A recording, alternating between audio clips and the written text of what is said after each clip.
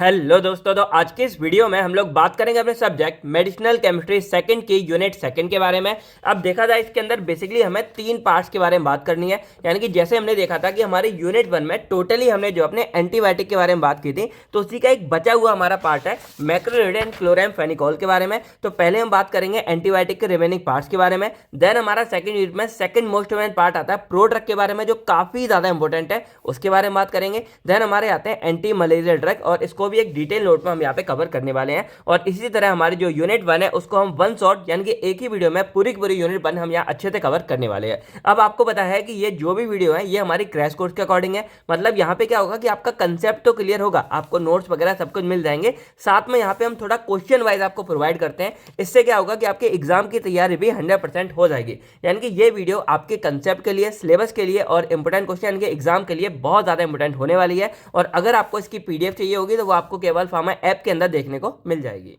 तो सबसे पहले हम बात करते हैं अपने इस यूनिट के मोस्ट इम्पोर्टेंट क्वेश्चंस के बारे में कि किस किस पर हमको ज्यादा ध्यान देना है। तो इस पूरी यूनिट में सबसे ज्यादा जो हमारा इंपोर्टेंट क्वेश्चन बनता है वो बनता है what are prodrug, then classify and write the application of prodrug. यानी कि ये वाला जो क्वेश्चन है इसको हम यहाँ बोल सकते हैं कि ये हमारा most most most important question है, जो लगभग हर बार हमें एग्जाम में देखने को मिल जाता है। देन हमारे यहाँ पे सेकंड मोस्ट इंपोर्टेंट क्वेश्चन आता है define and classify anti malarial drug. अब इसमें ना एक पार्ट बेसिकली ये भी आता है एटियोलॉजी ऑफ मलेरिया के बारे में, यानी कि मलेरिया हमें कैसे हो जाता है और उसके बाद जो भी इसके ड्रग्स होते हैं उनके बारे में तो हमें बात करनी होती है। जिसमें हमारे दो मेन ड्रग है, एक हमारा क्लोरोक्विन और एक हमारा पेमाक्विन है, और ये दोनों हमारे स्टार वाले ड्रग है। तो इनके बारे में सारी ही बातें हमें करनी पड़ेगी, यानी कि सिंथेसिस वगैरह। और जो एक बेसिक है, यानी कि देखो यहाँ पे अगर देखोगे ये सारे के सारे ड्रग हमारे यहाँ पे क्विनोलिन्स के अंदर आते हैं। तो बेसिकली हमें बात करनी होती है सार ऑफ क्विनोलिन्स के बारे में, तो वो भी हम यहाँ पे अच्छे से कवर करने वाले हैं। यानी कि देखा जाए तो टोटली आपका एंटी मलेरिया ड्रग हो जाएगा, लेकिन जो बहुत ज्यादा इंपोर्टेंट पार्ट है उसको हम यहाँ डिटेल्स में देखने वाले हैं।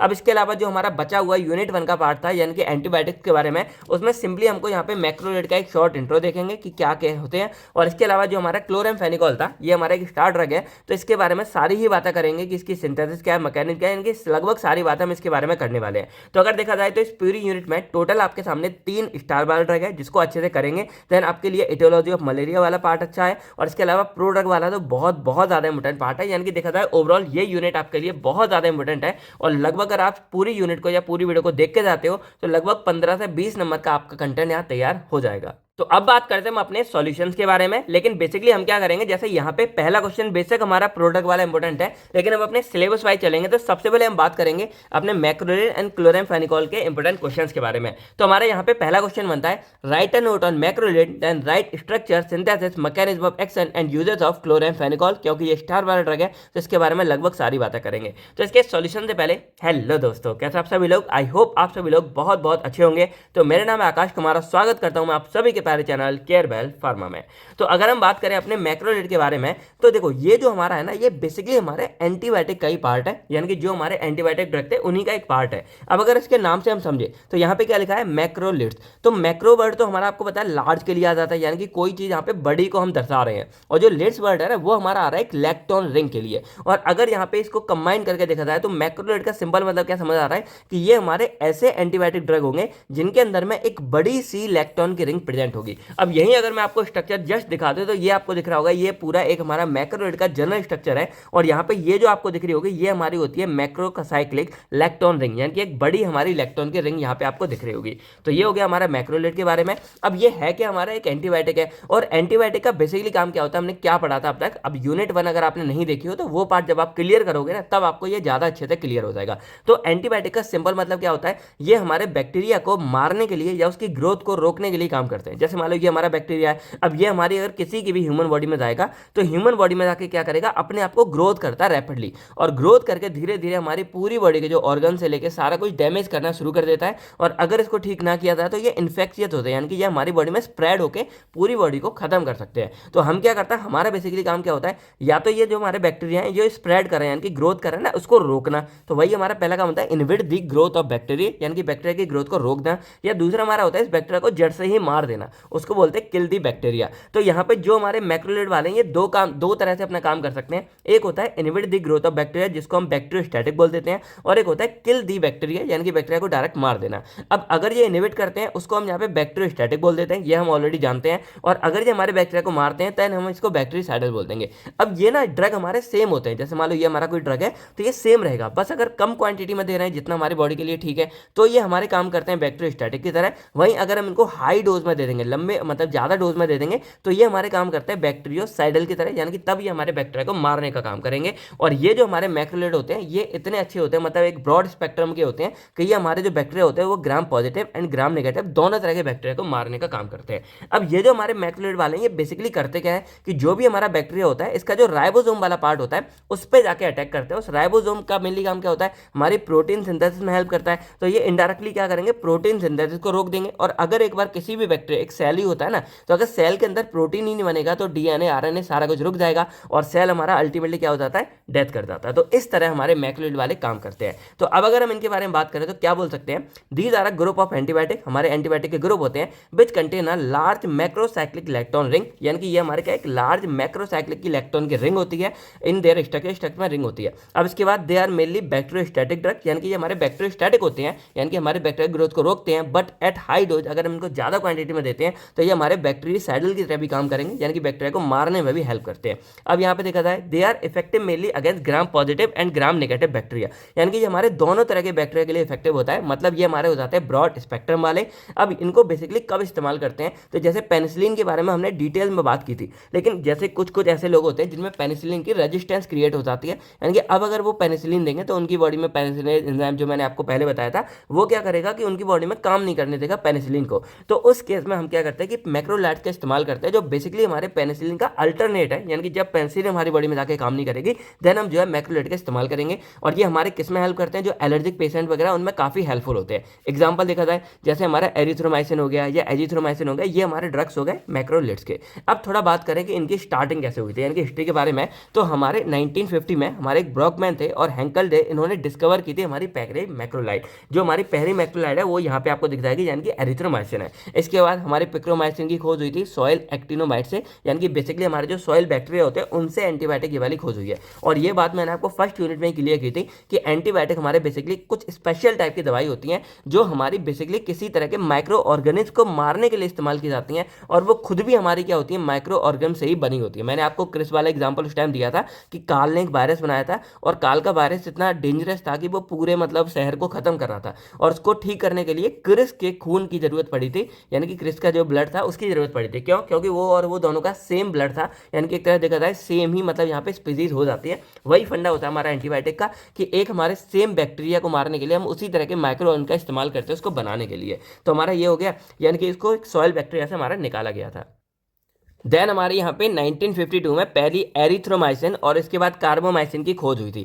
मतलब यहाँ पे हमारी खोज हो गई थी इनकी, लेकिन एक तरह से होता है ना जैसे सैल्मन बॉक्समैन ने किया था, थोड़ा सा टाइम लगता है आइसोलेट करके उसको निकालने में। तो यहाँ पे ये मान लो कि एरिथ्रोमाइसिन हमारी 1952 में आ गई थी और तब से ये दवाई हमारी आज तक चल रही है। और इसी का एक लेटेस्ट बता, एजिथ्रोमाइसिन को आप लोगों ने देखा होगा, उसको आप लोग खाते भी होंगे। तो एजिथ्रोमाइसिन भी हमारी देखो ये 3rd नंबर पर, ये भी काफ़ी ज़्यादा पॉपुलर आज के ज़माने में हो चुकी है। अब इसके स्ट्रक्चर के बारे में बात करें जनरल, तो ये पूरी की पूरी हमारी होती है इलेक्ट्रॉन की रिंग। अब ये काफ़ी लेंदी है, अगर आप कर सको यार तो अच्छी बात है। और बनाने के लिए ऐसा देखो, एक दो बार प्रैक्टिस करोगे ना आराम से हो जाती है। जैसे सिंपल देखो ये बनाओ, फिर इस तरह करके मतलब एक पूरा सा पूरा आप ये बना सकते हो, ये इस तरह करके पूरा।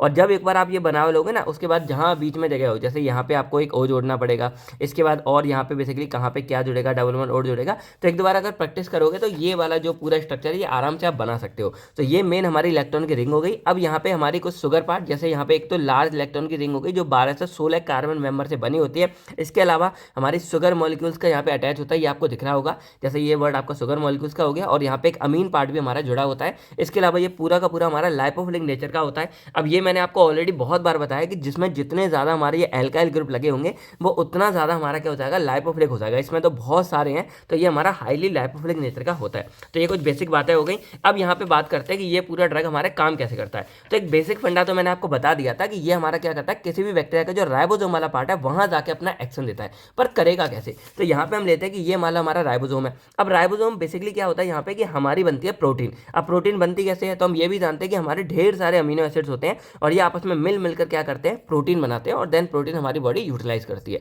अब यहाँ पे क्या होता है कि जो हमारा mRNA का इस्तेमाल, सॉरी यहाँ पे हम पूरे के पूरे RNA का इस्तेमाल करते हैं, जिसमें एक हमारा होता है tRNA।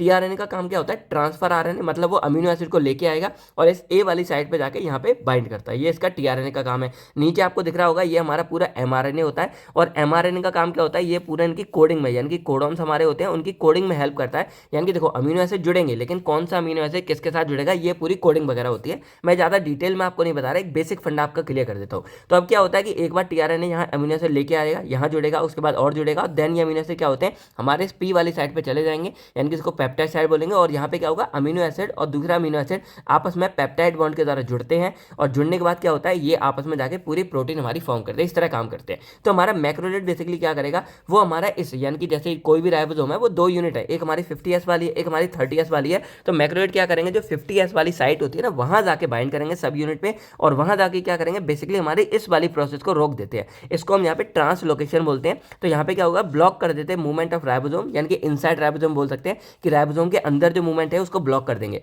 और इससे क्या होगा, अल्टीमेटली हमारे जो प्रोटीन की सिंथेसिस हो रही थी वो यहाँ पे बनना बंद हो जाएगा, क्योंकि जब यहाँ पे अमीनो एसिड ही नहीं आएंगे, आपस में जुड़ेंगे नहीं, और जब जुड़ेंगे नहीं तो हमारी प्रोटीन सिंथेसिस बनेगी नहीं। और जब एक बार प्रोटीन सिंथेसिस नहीं होगी, इसका मतलब हमारा प्रोटीन नहीं बनेगा। और जब प्रोटीन नहीं बनेगा तो बिना प्रोटीन के कोई जिंदा रह ही नहीं सकता, क्योंकि हमारी पूरी बॉडी में प्रोटीन बनती रहती है, सेल्स अपने आप को ग्रोथ करते हैं। जब प्रोटीन नहीं बनेगा तो यहाँ पे क्या हो जाएगा, बैक्टीरिया की ग्रोथ यहाँ पे रुक जाएगी, यानी कि उन्होंने इनहिबिट कर दिया, बैक्टीरिया की ग्रोथ को रोक दिया। और इसी को हम यहाँ पे बैक्टीरियोस्टैटिक ड्रग बोलते हैं। अब इसी को हम हाई क्वांटिटी में देते हैं तो ये चीज़ हमारी ज़्यादा हो जाएगी और ये धीरे धीरे इरिवर्सिबल हो जाएगी और यहाँ पे क्या होगा, हमारा बैक्टीरिया डेथ कर जाएगा। यानी कि जब लो डोज है तो हमारा इस तरह काम करेगा, अगर यहीं पे हम हाई डोज दे देंगे तो यही हमारा जो है बैक्टीरियासाइडल की तरह अपना एक्शन देना शुरू कर देगा। अब यहाँ बात करें हम मैक्रोलेट के ड्रग्स के बारे में, तो एक हमारा होता है 14 मेंबर्ड रिंग, एक होता है 15 मेंबर्ड रिंग, यानी कि यहाँ पे जो पूरा आपको दिख रहा होगा 12 से 16 होती है। तो इसमें एक हमारा होता है 14 वाला, एक होता है 15 वाला। जो 14 मेंबर्ड रिंग है उसमें हमारे बेसिकली आते हैं एरिथ्रोमाइसिन एंड क्लेरिथ्रोमाइसिन, और जो 15 मेंबर्ड है इसमें बेसिकली हमारे आते हैं एजिथ्रोमाइसिन, जो हमारा काफी पॉपुलर है।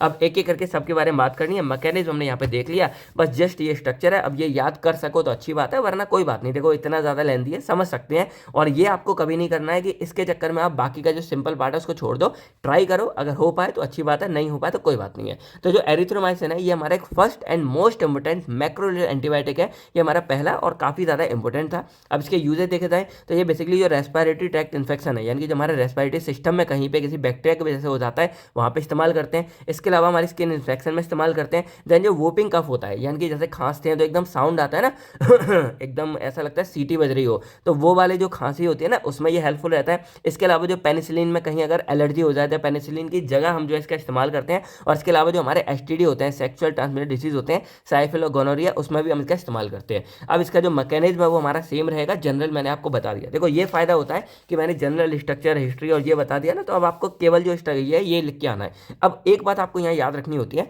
मान लो कभी क्वेश्चन आता है और वहाँ पे डायरेक्टली आपसे सिर्फ जो है एरिथ्रोमाइसिन के बारे में पूछा है, तो ये नहीं है कि आप इतना पार्ट लिख के आ जाओगे, आप वहाँ पे एरिथ्रोमाइसिन लिखोगे, स्ट्रक्चर बनाओगे, देन ये जो आपका मैकेनिज्म था ये आप इसके अंदर इंक्लूड करोगे, क्योंकि ये जो मैकेनिज्म है ये हमारा तीनों के लिए वैलिड है, यानी कि एरिथ्रोमाइसिन के लिए, क्लेरिथ्रोमाइसिन के लिए और एजिथ्रोमाइसिन के लिए। तो अगर यहाँ नहीं लिखा है तो आपको ये वाला जो मैकेनिज्म है यही यहाँ पे जो है लिख के आना पड़ेगा, ये बहुत इंपॉर्टेंट है। तो अब हमारा नेक्स्ट ड्रग आता है क्लेरिथ्रोमाइसिन। अब देखो ये हमारा एक सेमी सिंथेटिक मैक्रोलेट होता है, जैसे ये हमारा नेचुरल हो गया तो ये हमारा सेमी सिंथेटिक है और इसकी स्टेबिलिटी एंड एब्जॉर्प्शन ज़्यादा बेहतर होती है। ऑब्वियसली बात है, जो हम खुद से बाद में बना रहे हैं ना वो तो बेहतर होगा ही, तो ये होगा। अब ये काम में वही है, यानी कि इसी जैसा है, लेकिन हमने थोड़ा अच्छा बनाया जिससे इसकी स्टेबिलिटी रहे और एब्जॉर्प्शन हमारी अच्छी हो। तो क्लेरिथ्रोमाइसिन भी हमारा काम कहाँ आता है, एक हमारा रेस्पिरेटरी इन्फेक्शन हो गया, यानी कि जो हमारे रेस्पिरेटरी सांस लेने वाला पूरा सिस्टम हो गया। इसके अलावा ना एक हमारा हेलिकोबैक्टर पायरोली इन्फेक्शन होता है, आपको याद होगा अगर आपने पेप्टिक अल्सर के बारे में पढ़ा होगा, उसमें ये काफी मेजर रोल प्ले कर रहा था और इसकी वजह से अल्सर हो रहे थे, उसको रोकने के लिए भी हमारे यहाँ पे क्लेरिथ्रोमाइसिन इस्तेमाल किया जाता है। और ये वाला जो एंटीबायोटिक है ये हमारा उधर भी इस्तेमाल होता है कॉम्बिनेशन फॉर्म में। पर इसके अलावा यानी कि आपको ये कॉम्बिनेशन में डालते हैं प्रोटॉन पंप इनहिबिटर के साथ में, कॉम्बिनेशन में अल्सर के लिए। देन हमारा ये स्किन इन्फेक्शन में भी हेल्पफुल रहता है और देखा जाए तो ये हमारा ज्यादा बेहतर है और ज्यादा पोटेंट होता है एज कम्पेयर टू एरिथ्रोमाइसिन, यानी कि उससे ज्यादा पोटेंट होता है। हमारा लास्ट इसमें आता है एजिथ्रोमाइसिन। अब ये हमारा एक लॉन्ग लास्टिंग मैक्रोलेट होता है जो काफ़ी लॉन्गर ड्यूरेशन ऑफ एक्शन देता है और उसके स्पेक्ट्रम भी हाई है, यानी कि ये दोनों तरह के, यानी कि नेगेटिव पॉजिटिव और भी अच्छी तरह के जो बैक्टीरिया होते हैं उनको किल कर सकता है। मैकेनिज्म देखो तीनों का हमारा सेम रहेगा, तो आपको यही वाला उतार के आना पड़ेगा। अब इसके यूजेज देखा जाए तो रेस्पिरेटरी इन्फेक्शन हो गया, देन टाइफाइड हो गया, देन क्लेमाइडिया हो गया, देन एसटीडी हो गई। अब यहाँ पे क्या होता है कि ये सब वैसे हमारा कॉलोजी में आता है, लेकिन फिर भी सभी के लिए, यानी कि जो कंबाइंड हमारे मैक्रोलिड है उसके लिए मैंने कंबाइंड लिख दिया कि इसकी फार्माकोकाइनेटिक देखा जाए तो ये हमारा ओरली या आईवी रूट से एडमिनिस्टर किया जाता है। इसके बाद मेटाबोलाइज होगा हमारा लीवर के अंदर में, फिर इसके बाद जो हमारी हाफ लाइफ होती है लगभग हमारी 6 से 8 घंटे के लिए होती है। अब ये वेरी करेगी हर एक ड्रग के ऊपर। इसके बाद ये हमारा फीसेस की तरह एलिमिनेट हो जाता है। एडीआर देखा जाए तो नोजिया हो सकता है, वॉमिटिंग हो सकती है, डायरिया हो गया, हेडेक हो गया। इसके अलावा कई बार देखने को मिला है कि हाइपर सेंसिटिविटी रिएक्शन, यानी कि थोड़ा ज़्यादा रेजेस वगैरह ये सब भी हो जाते हैं। तो ये हो गया कंप्लीट हमारा मैक्रोलिड्स के बारे में। आई होप आपको ये क्लियर हो गया होगा। अब इसी का जो अगला पार्ट था वो हमारा था क्लोरामफेनिकोल, और ये हमारे मैक्रोलिड, जैसे हमारे जो एंटीबायोटिक थे उसकी एक क्लासिफिकेशन मैक्रोलिड हो गया। और उसके बाद मिसलेनियस में हमारा कोई भी कंपाउंड आता है जिसमें हमारे बेसिकली यहाँ पे आ रहा है क्लोरामफेनिकोल के बारे में। तो अगर हम बात करें यहाँ पे क्लोरामफेनिकोल के बारे में तो ये हमारा काफ़ी ज़्यादा इफेक्टिव माना जाता है और कई बार ये हमारा अलग से आ जाता है, यानी कि इसके बारे में क्वेश्चन आपका आ जाएगा। तो सिंपल क्या लिख सकते हैं कि ये हमारा ब्रॉड स्पेक्ट्रम एंटीबायोटिक होता है जो हमारा ग्राम पॉजिटिव एंड ग्राम नेगेटिव दोनों तरह के बैक्टीरिया के अगेंस्ट अपना इफेक्टिव तरीके से काम करता है। अब ये मेनली हमारा बैक्टीरियोस्टैटिक ही होता है, जो मैंने बोला था कि हमारा बैक्टीरिया की ग्रोथ को रोकेगा, लेकिन वही है कि अगर इसको हम हाई डोज में देते हैं तो ये भी हमारा जो है बैक्टीरियासाइडल की तरह अपना काम करेगा। अब बेसिकली क्या होता है, जो क्लोरामफेनिकोल है ना, ये पहले काफ़ी ज़्यादा इस्तेमाल किया जाता था, लेकिन अब क्या है कि इसके ना सीरियस साइड इफेक्ट होते हैं, जैसे हमारा बोन मैरो को ही सप्रेस कर देगा जो हमारी बॉडी में ब्लड को बनाता है। इसीलिए जो है आजकल इसका यूज़ बहुत लिमिटेड हो गया है। अब क्वेश्चन एक ये भी आता है कि अगर इनका मतलब लिमिटेड यूज़ हो गया है और पहले हम इसका काफ़ी इस्तेमाल करते थे लेकिन साइड इफेक्ट ज़्यादा है, तो आखिर हम इसको अभी भी पढ़ क्यों रहे हैं? इसके बारे में ना आप लोग कमेंट करके बताओ। थोड़ा देखते हैं कि आपको बेसिक आइडिया है कि हम बहुत से ऐसे ड्रग हैं जिनका यूज़ हम कर चुके हैं, जब वो हमारे लिमिटेड हो चुके हैं, फिर भी हम जो है उनके बारे में पढ़ रहे हैं, उसके बारे में हम सारा कुछ पढ़ रहे हैं, उसकी सिंथेसिस पढ़ रहे हैं, मैकेनिज्म एक्शन पढ़ रहे हैं।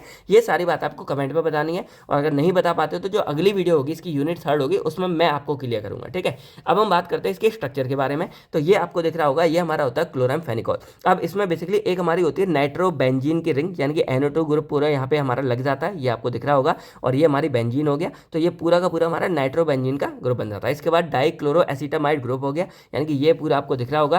फिर यहाँ पे 2 हमारे हाइड्रोक्सिल ग्रुप होते हैं, एक ये रहा, और इसमें कायरल सेंटर प्रेजेंट होता है। यहाँ पे देखो 4 अलग अलग चीज़ें हमारी यहाँ पे जुड़ी हुई है, और यही जो नाइट्रो ग्रुप है ना, ये हमारा इंपॉर्टेंट होता है इसकी एक्टिविटी के लिए। पर हाँ, इसी की वजह से ये हमारा पूरा कंपाउंड टॉक्सिक भी बन जाता है। टॉक्सिक क्या करेगा, हमारे बोन मैरो को सप्रेस कर सकता है। अब इसके मैकेनिज्म ऑफ एक्शन के बारे में बात करते हैं कि कैसे काम करता है। तो बेसिकली जैसे हमारे यहाँ पे काम कर रहा था मैक्रोलिड वाला, कुछ उसी तरह का फंडा हमारा होता है यहाँ पे क्लोरामफेनिकोल का, यानी कि ये भी हमारा राइबोसोम की जो 50S की सब यूनिट है उस पे जाके बाइंड करेगा, पर ये हमारा ए साइड पे जाके बाइंड करेगा, यहाँ पे जो जुड़ते हैं, यानी कि अमीनो एसिड से अमीनो एसिड जुड़ते हैं ना, वहाँ जाके बाइंड करेगा। उसके बाद जो पेप्टाइड ट्रांसफरेज एंजाइम है, जो एंजाइम इन दोनों को क्या करता है, जैसे ये अमीनो एसिड्स हैं तो इनमें जोड़ने में हमारा एंजाइम हेल्प करेगा, और उसके बाद इन दोनों के बीच में पेप्टाइड बॉन्ड बनाता है। अब बेसिकली क्या हो रहा है, हमारी जो पूरी प्रोटीन है वो अमीनो एसिड की चेन है, यानी कि अमीनो एसिड जुड़ जुड़ के बनता है, और अमीनो एसिड जुड़ता कैसे, हमारा पेप्टाइड बॉन्ड के द्वारा, और इन पेप्टाइड बॉन्ड को बनाने में हेल्प कौन करता है, हमारा पेप्टाइडल ट्रांसफरेज एंजाइम हेल्प कर रहा है। तो अब हम क्या करेंगे, यहाँ पे जो क्लोरामफेनिकोल है वो इसी एंजाइम को रोक देता है, यानी कि इनहिबिट कर देगा, और अगर एंजाइम रुक जाएगा तो ये पेप्टाइड बॉन्ड जो हमारे बन रहे थे ये यहाँ पे बनना बंद हो जाते हैं। और अगर पेप्टाइड बॉन्ड ही नहीं बनेंगे तो अमीनो एसिड आपस में जुड़ेंगे नहीं, और अमीनो एसिड अगर जुड़ेंगे ही नहीं तो भाई प्रोटीन किस बात का, प्रोटीन नहीं बनेगा।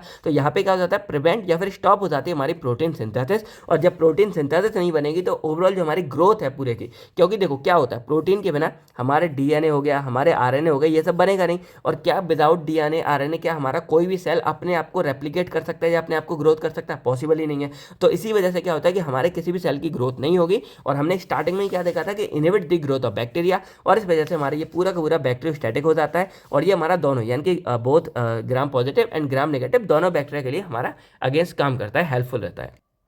तो अब बारी आती है सिंथेसिस ऑफ क्लोरामफेनिकोल, यानी कि इसको हम यहाँ पे बना कैसे सकते हैं। अब ये जरूरी भी है और इसकी थोड़ी सी हमारी लेंदी हो जाती है एज कम्पेयर टू बाकी के जो हमारे ड्रग्स रहते हैं। बनाना बहुत आसान है। पहले ये देखो कि जैसे ये जो हमारा ड्रग है ना, ये आपको दिख रहा होगा, इसी को बस मैंने इस तरह कर दिया, यानी कि ये मान लो कि इस तरह कर दिया है। देखो ये मेरा ड्रग हो गया, और ये NO2 हो गया, और यहाँ पे ये कार्बन था, कार्बन के साथ यहाँ पे OH लगा हुआ है, नीचे यहाँ पे मतलब एक OH लगा, यहाँ पे एक हमारा H लगा हुआ है, HOH हो गया। देन यहाँ पे हमारा एक और कार्बन हो गया, यहाँ पे एक H लगा हुआ है, फिर यहाँ पे CH2OH है, ये पूरा CH2OH हो गया, और इधर हमारा ये NH है, और NH के साथ में ये हमारा CO हो गया। अब यहाँ पे अगर कायरल कार्बन के बारे में बात करें, जो मैंने बोला था, जैसे ये हमारा कार्बन है तो 4 कार्बन, मतलब कार्बन के साथ 4 अलग अलग ग्रुप हमारे वैसे अटैच होने चाहिए थे, वो हो जाता है। तो यहाँ पे हमारा कार्बन हो गया, यहाँ पे हमारा एक हाइड्रोजन हो गया, यहाँ पे हमारा CH2OH हो गया, और यहाँ पे हमारा ये NH वाला पूरा ग्रुप हो गया। तो इस तरह हमारे यहाँ पे 4 अलग अलग चीजें अटैच हैं, तो ये हमारा कायरल कार्बन हो जाएगा, और यही मैंने बताया था। तो ये हो गया पूरा। अब देखते हैं कि इसको बना कैसे सकते हैं, और ये इसलिए बनाया क्योंकि देखो यहाँ पे ये लिखना हमारा आसान होता है। तो सबसे पहले हम यहाँ पे स्टार्टिंग करते हैं पी नाइट्रो एसीटोफिनोन के साथ में, यानी कि देखो ये हमारा नाइट्रो वाला पूरा फंडा है, और ये कार्बन और डबल बॉन्ड हो गया, ये CH3 हो गया। अब इसको पैरा पोजीशन पे, यानी कि आपको पता होगा कि ये की कार्बन हो जाता है, फिर हमारा ऑर्थो मेटा पैरा ही हो गया, तो ये पैरा पोजीशन पे हमारा नाइट्रो ग्रुप लगा हुआ है, तो ये हमारा हो गया पैरा। तो पैरा पोजीशन पे नाइट्रो ग्रुप है, देन ये हमारा एसीटोफिनोन हो जाता है, यानी कि ये पूरा हमारा एसीटो ग्रुप होता है, यहाँ पे CO CH3 पूरा लगा होता है, और इसको पूरे को हम यहाँ पे क्या बोल देते हैं, इसको फिनाइल को हम यहाँ फिनॉल बोल देते हैं। फिनॉल क्यों आया, ONE, मैंने सेकंड सेम में पढ़ाया था अभी। तो जैसे C=O आता है, तो ये ऑन वर्ड हमारा आता है ना कीटोन का, तो यहाँ पे क्या हो जाएगा, फिनॉन हो जाएगा। तो पूरा क्या निकल के आता है, पी नाइट्रो एसीटोफिनॉन। अब ये हो गया। अब इसकी रिएक्शन कराते हैं। देखो एक बार बस आपको ये समझना है, एक बार आप करिए ये समझ के ना रॉ मटेरियल, देन आप सारा कुछ बनाते चले जाओगे। तो बस अब आपको इसकी रिएक्शन करानी है ब्रोमीन के साथ में, यानी कि ब्रोमिनेशन। अब क्या होगा, यहाँ से ब्रोमीन यहाँ पे अटैच करेगा। अब आपको पता है जब यहाँ पे जुड़ना होता है, मैं आपको थोड़ा अलग पेज पे समझाते जाता हूँ। तो ये CH3 होता है, यहाँ पे एक जुड़ा है, तो अब क्या होता है, कार्बन के साथ में हमारे 4 ये जुड़े हैं, एक यहाँ पे हमारा पूरा ग्रुप जहाँ 3 है। तो क्या करेंगे, हम एक हाइड्रोजन को हटाएंगे और उसकी जगह ये जोड़ेंगे। अब यहाँ Br2 है, अब Br भी ऐसे होते हैं, तो एक Br हमारे यहाँ जुड़ जाएगा, एक H हटेगा, जो H हटेगा वो हमारा इसके साथ जुड़ के क्या बनाएगा, HBr जुड़ाएगा। तो HBr हमारा बाहर निकल जाएगा, और Br हमारा यहाँ पे जुड़ जाएगा, और वही यहाँ पे हुआ है देखो CH3। तो ये देखो एज इट इज हमारा सेम है, कार्बन हमारा सेम है, CH2 हमारा आ गया, और इसके साथ में ये Br एक जुड़ गया, और जो दूसरा Br है वो हमारा यहाँ से H को लेके HBr की फॉर्म में बाहर निकल गया। तो हमारा क्या बन जाता है यहाँ पे, पी नाइट्रो फिनाइल एसाइल। अब ये पूरा हमारा एसाइल वाला फंडा हो गया, और लास्ट में हमारा ब्रोमाइड आ गया।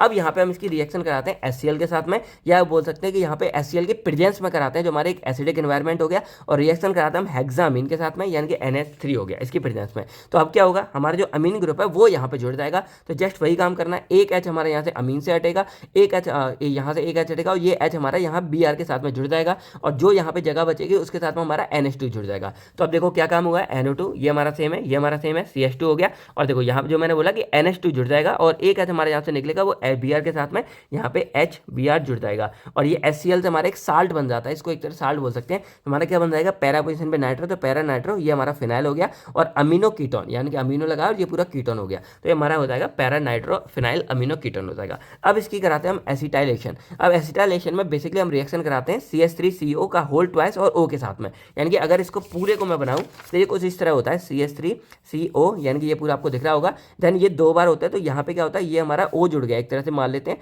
कि यहाँ O जुड़ गया, और उसके बाद यहाँ पे दोबारा हमारा ये CH3CO जुड़ जाता है। अब ये CO मतलब इस तरह जुड़ जाता है पूरा CH3CO। तो बस क्या करना है, इसको एक तरफ से या तो इधर से या इधर से हम तोड़ देते हैं। मान लो हमने यहाँ से तोड़ दिया, तो ये हमारा OCH3CO जो पूरा का पूरा फंडा यहाँ पे आपको दिख रहा होगा, ये हमारा यहाँ पे बाहर एक तरह से यहाँ पे निकल जाएगा। अब मैं यहाँ पे भी दिखाता हूँ, सॉरी एक मिनट, ये हमारा था NH2, मैंने यहाँ नहीं दिखाया। तो अब क्या होगा, ये NH2 पे जाके बाइंड करेगा, तो यहाँ पे एक H हट जाएगा, और हमारा क्या रह जाएगा NH। तो हम यहाँ पे एज इट इज लिख लेते हैं, ये हमारा NO2 है, ये हमारा पूरा रिंग है, C CH2 सेम है, और ये हमारा NH, तो एक H हमारा निकलेगा तभी यहाँ जुड़ेगा, तो ये हमारा NH बन गया। अब यहाँ पे आते हैं, जो मैंने बताया था कि ये हमारे 2 फंडे होते हैं, तो एक हमारा COCH3 हो जाएगा, और एक हमारा यहाँ पे होगा O, और इसके बाद COCH3 पूरा का पूरा होता है। तो अब यहाँ पे क्या होगा कि एक जो हमारा COCH3 है, जो हमारा ये वाला पार्ट था COCH3, ये हमारा जुड़ जाता है H के साथ में, यानी कि यहाँ जुड़ गया। अब जो हमारा एक H निकला था, जो मैंने बोला एक H जुड़ा, वो इस O के साथ जुड़ जाएगा, तो हमारा क्या बनेगा, COCOH, और यहाँ पे CH3, ये हमारा ग्रुप बनेगा, और ये बाहर निकल जाएगा। यहाँ पे देखो कि CH3COH ये हमारा बाहर निकल गया, और ये पूरा का पूरा हमारे यहाँ पे जुड़ जाता है। तो इस तरह हमारे यहाँ फॉर्म होता है पी नाइट्रो एसीटोमाइड एसीटोफिनोन, ये पूरा का पूरा हमारे यहाँ पे इंटरमीडिएट। देखो जितने भी ये है ना, ये सारे के सारे हमारे इंटरमीडिएट कहलाते हैं। तो अगर नाम लिख सकते हो तो लिखो, नहीं लिख सकते तब भी कोई बात नहीं है, आप सिर्फ इतना यहाँ पे लिख के आ सकते हो। अब हम इसकी रिएक्शन कराते हैं फॉर्मेल्डिहाइड के साथ में। अब देखो फॉर्मेल्डिहाइड हमारा होता है SCHO। अब इसको अगर वैसे लिखा जाए तो CH2O, ये भी हम लिख सकते हैं। बस हमको यहाँ पे एक H चाहिए, और हमारे यहाँ पे मिथेनॉल बन जाएगा, यही तो हमको यहाँ पे चाहिए। तो अब हम क्या करेंगे, यहाँ पे इधर को हम, जैसे ये वाला जो फॉर्मेल्डिहाइड है वो हमारा यहाँ पे जाके बाइंड करेगा, और बाइंड करेगा तो एक H हमारा यहाँ से रिमूव होगा, और जो यहाँ से रिमूव होगा वही H हमारा जुड़ जाता है यहाँ पे, यानी कि CH2O, और यहाँ पे H पे जाके वो वाला H हमारे यहाँ पे जुड़ जाता है। अब यहाँ पे बेसिकली क्या होना है कि ये हमारा एक साइड हो जाएगा, एक यहाँ पे इथाइल हो जाएगा, तो बस इस फॉर्म में ये आ जाएगा NO2, ये पूरी हमारी रिंग हो गई। फिर C डबल बॉन्ड हो गया। अब जो CH है, एक H हमारा हट गया तो वो हमारा लग गया CH2OH पे, और जो ऊपर वाला सेम था NaCO ये हमारा एज इट इज यहाँ पे लग जाता है और एक तरह से हमारा डायोल स्ट्रक्चर यहाँ पे फॉर्म हो जाता है। अब यहाँ पे देखो ये हमारा बन चुका है, जैसे अगर यहाँ पे देखोगे NHCOCH3 बन गया और ऊपर हमारा CH2, यानी कि हमने क्या देखा, आपको ये मेन स्ट्रक्चर याद रखना है। तो हमारा देखा जाए इतना फंडा हमारा पूरा पूरा बन चुका है यहाँ तक। अब हमको क्या करना है, यहाँ पे H और OH लेके आना, लेकिन यहाँ पे क्या लगा है, O डबल बॉन्ड O लगा है। तो आपको होता है कि जब भी O लगा होता है ऑक्सीजन और हमको इसे हटाना होता है और H जोड़ने होते हैं, तब हम कराते हैं रिडक्शन। रिडक्शन में क्या होता है, addition of hydrogen and removal of oxygen. तो यहाँ पे हम कराते हैं रिडक्शन, यानी कि यहाँ पे हाइड्रोजन हमारे ऐड होंगे। तो अब क्या होगा, रिडक्शन, तो ये हमारा हटेगा और यहाँ पे क्या होगा, OH लग जाएगा। अब मैं इसको थोड़ा नीचे लिख देता हूँ क्योंकि हमारे यहाँ पे OH नीचे चाहिए था, ये हम थोड़ा बहुत कर सकते हैं। तो यहाँ पे NO2 आ गया, यहाँ पे हमारी रिंग है। अब यहाँ पे C है, तो एक हमारा H जुड़ेगा, एक हमारे यहाँ पे H इधर जुड़ेगा, यानी कि यहाँ पे एक तरह से क्या हो रहा है, प्लस हो रहा है हमारे 2H। तो एक H हमारा यहाँ पे जुड़ा है, एक H हमारे यहाँ पे जुड़ा है, क्योंकि डबल बॉन्ड टूटेगा तो यहाँ बैलेंसिंग के लिए H तो चाहिए। तो हमारे यहाँ पे बन जाएगा CH और नीचे हमारा OH और ये हमारा पूरा बन गया। तो अब देखा जाए लगभग हमारे यहाँ पे सारी बातें हो चुकी हैं। COCH3 बन चुका है, लेकिन अब एक चीज़ हमारी मिस क्या रह गई है कि यहाँ पे COCH के साथ में Cl2 है, यानी कि यहाँ पे क्लोरेमफेनिकॉल है, यानी कि क्लोरो वर्ड आपका आ रहा है, तो यहाँ पे क्या है, Cl2 है। अब हमको ये बनाना है, तो हम कराते हैं अब यहाँ पे डीएसिटाइलेशन। अब डीएसिटाइलेशन क्या है कि पहले हमें इसको हटाना पड़ेगा जो हमारा COCH3 है। तो अब यहाँ पे क्या करेंगे, NO2 हो गया, ये हो गया। अब इधर का हमने बना लिया, ये हमारा एज इट इज रहेगा, CH रहेगा, CH2OH रहेगा। अब यहाँ पे क्या करेंगे, COCH3 है, ये हमारा हट जाएगा और ये हट के यहाँ पे क्या है, NH2 हमारा जुड़ जाएगा, यानी कि एक H हमारे यहाँ पे जुड़ जाएगा और जो COCH3Cl है ये हमारे यहाँ से हट जाएगा, ये बन गया।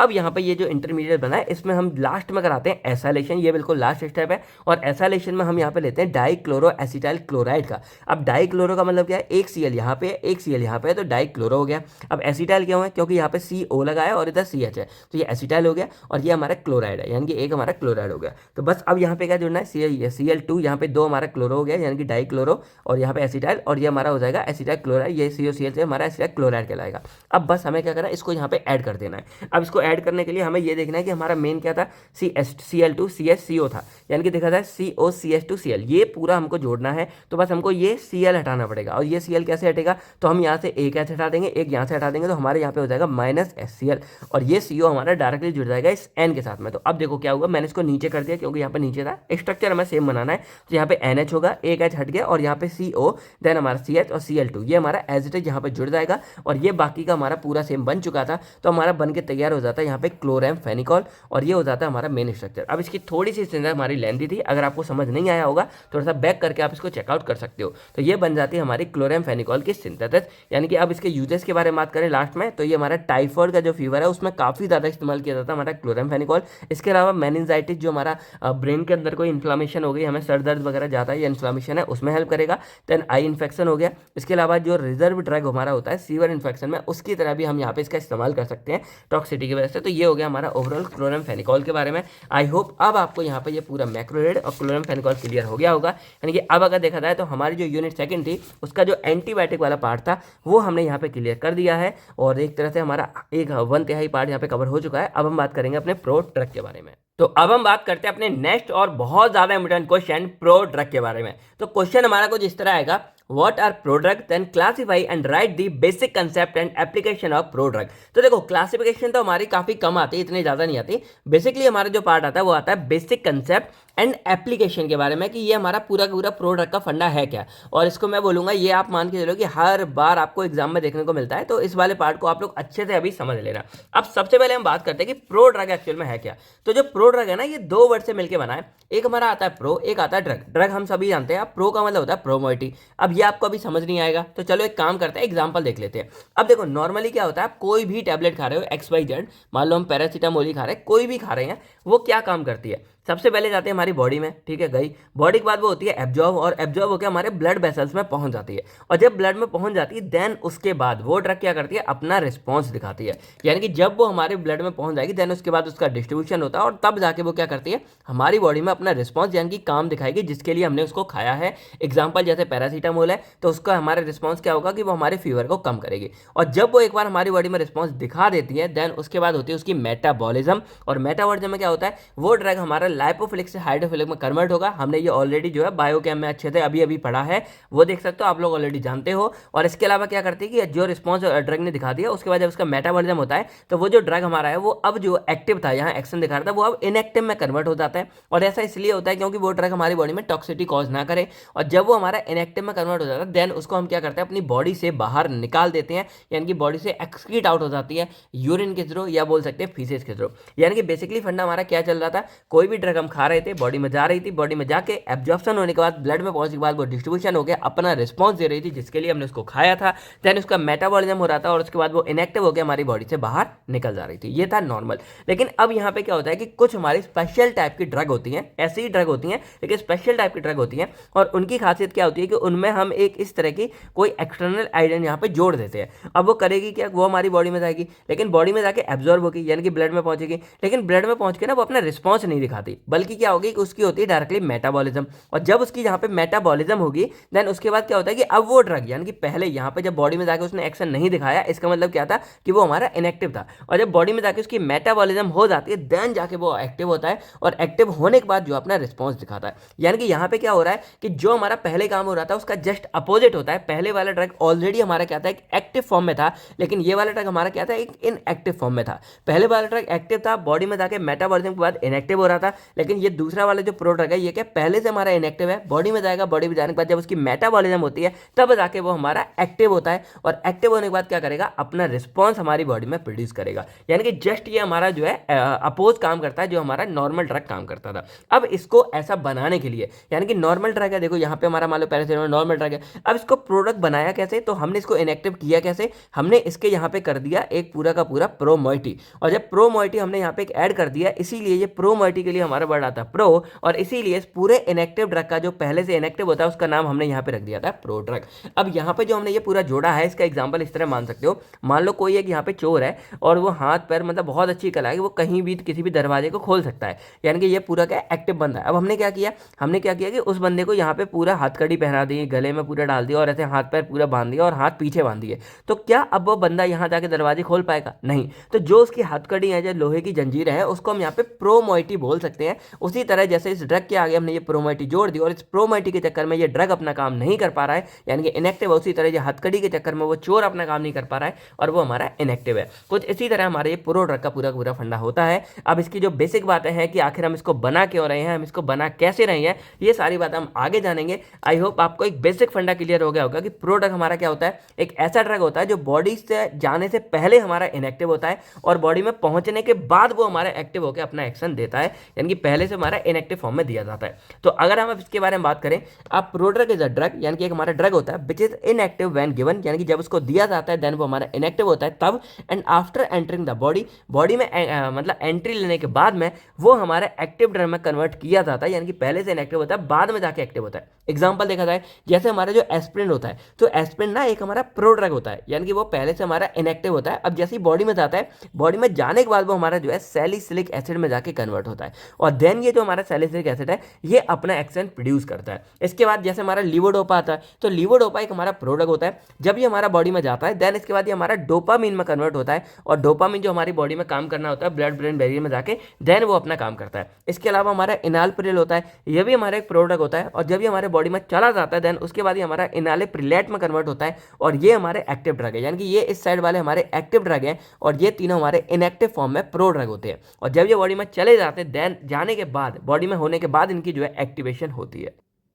अब इसके लिए आपको समझाने के लिए मैंने एक रफ डायग्राम बनाया, देखो यहाँ भी मैंने बनाया था, ये आप समझ सकते हो, ये लिख सकते हो कि नॉर्मली कोई भी ड्रग ले रहे हैं वो हमारा फार्माकोलॉजिकली इनएक्टिव है। आप चाहो तो एग्जाम में थोड़ा बना के आ सकते हो, पूरा एज इट इज नहीं, थोड़ा आइडिया ले सकते हो। हम एंट्री करेंगे, कोई रिस्पॉन्स नहीं होगा, ये हमारा बॉडी में जब जा रहा है कोई एंट्री करेंगे नो रिस्पॉन्स है, बॉडी के अंदर जाएगा, लीवर के पार्ट में जाएगा या और भी बॉडी के अलग अलग पार्ट में, उसकी होती है मेटाबॉलिज्म, यानी कि एंजाइमेटिक एक्शन होगा, और उसके बाद देखो ये जो हमारा नॉर्मल ड्रग था ये हमारा एक्टिव हो जाएगा, देखो शाइनिंग पूरा मारने लग गया, और जब ये एक्टिव हो जाएगा तब ये हमारी बॉडी में क्या करेगा, फार्माकोलॉजिकल एक्शन प्रोड्यूस करेगा। तो ये हो गया हमारा एक पूरा का पूरा बेसिक इंट्रो कि व्हाट आर प्रोडक्ट क्या होते हैं। अब हम बात करते हैं right the basic concept and application of product के बारे में। तो पहले बेसिक कंसेप्ट जानेंगे, देन इसकी क्लास में जानेंगे, देन एप्लीकेशन के बारे में बात करेंगे। तो बेसिक कंसेप्ट में क्या होना है कि एक आपको बेसिक फंडा बताना है कि ये हमारे होते क्या है, कैसे काम करते हैं, यही सारी बात है। तो अगर हम यहाँ बात करें प्रोडक्ट के बारे में तो ये बोल सकते हैं कि it is form by temporary chemical modification of a drug to improve its performance. यानी कि जैसे मान लो ये हमारा कोई भी ड्रग था, हमने इसमें टेम्परेरी रूप में यहाँ पे मॉडिफिकेशन कर दिया केमिकली,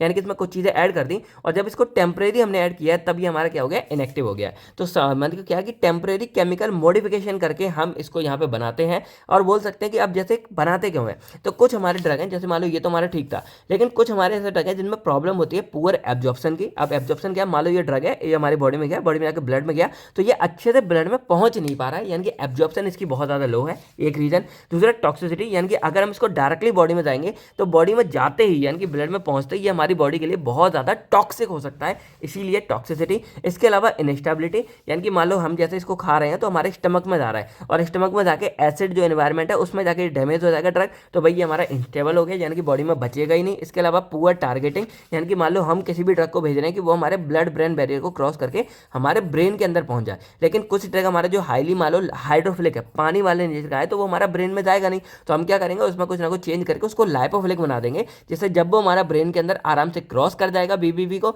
और ब्रेन में जाके अपना एक्शन प्रोड्यूस करेगा, यानी कि टारगेट वाला हम बना रहे हैं कि उसको एक पर्टिकुलर जगह पे हम भेज सकते हैं। तो ये हमारे हो गए पूरे पूरे ड्रग, यानी कि जब ऐसी कोई प्रॉब्लम होती है कि मान लो एब्जॉर्प्शन पुअर है, टॉक्सिसिटी है, इनस्टेबिलिटी है, या फिर टारगेटिंग पुअर है, तो इन सब प्रॉब्लम को ओवरकम करने के लिए हमारे जो ड्रग्स है वो प्रोडक्ट बनाया गया। यानी कि अब एक क्वेश्चन आपका सॉल्व हो गया कि प्रोडक्ट हम आखिर बनाते क्यों है। इसलिए बनाते हैं कि जो हमारी बाकी के ड्रग्स में जो प्रॉब्लम थी वो हमारी सॉल्व हो जाएगी। एग्जाम्पल देखा जाए, जैसे हमारा डोपामीन है, डोपामीन हमें लीवोडोपा की फॉर्म में दिया जाता है, क्योंकि नॉर्मल जो हमारा डोपामीन है वो हमारे ब्लड ब्रेन बैरियर को क्रॉस नहीं कर पाएगा, क्योंकि डोपामीन हमारा क्या होता है, वाटर सॉल्युबल होता है। लेकिन जब हम इसको लीवोडोपा की फॉर्म में देते हैं तो लीवोडोपा इजीली हमारे इसको क्रॉस करके ब्रेन के अंदर पहुंच जाता है, और वहां पे जो एंजाइम्स होते हैं वो हमारे लीवोडोपा को कन्वर्ट कर देते हैं डोपामीन में, और इसके बाद हमें जो है थेरेपेटिक इफेक्ट है वो देखने को मिल जाता है। तो इस तरह ये पूरा का पूरा हमारे यहाँ पे काम करता है डोपामिन और लीवोडोपा का फंडा। आई होप आपको क्लियर हो गया होगा कि हम इसको लीवोडोपा की फॉर्म में देते हैं, जो बॉडी में जाने के बाद डोपामिन में कन्वर्ट होकर डोपामिन एक्टिव फॉर्म है जो हमारी बॉडी में जाके अपना एक्शन प्रोड्यूस करती है।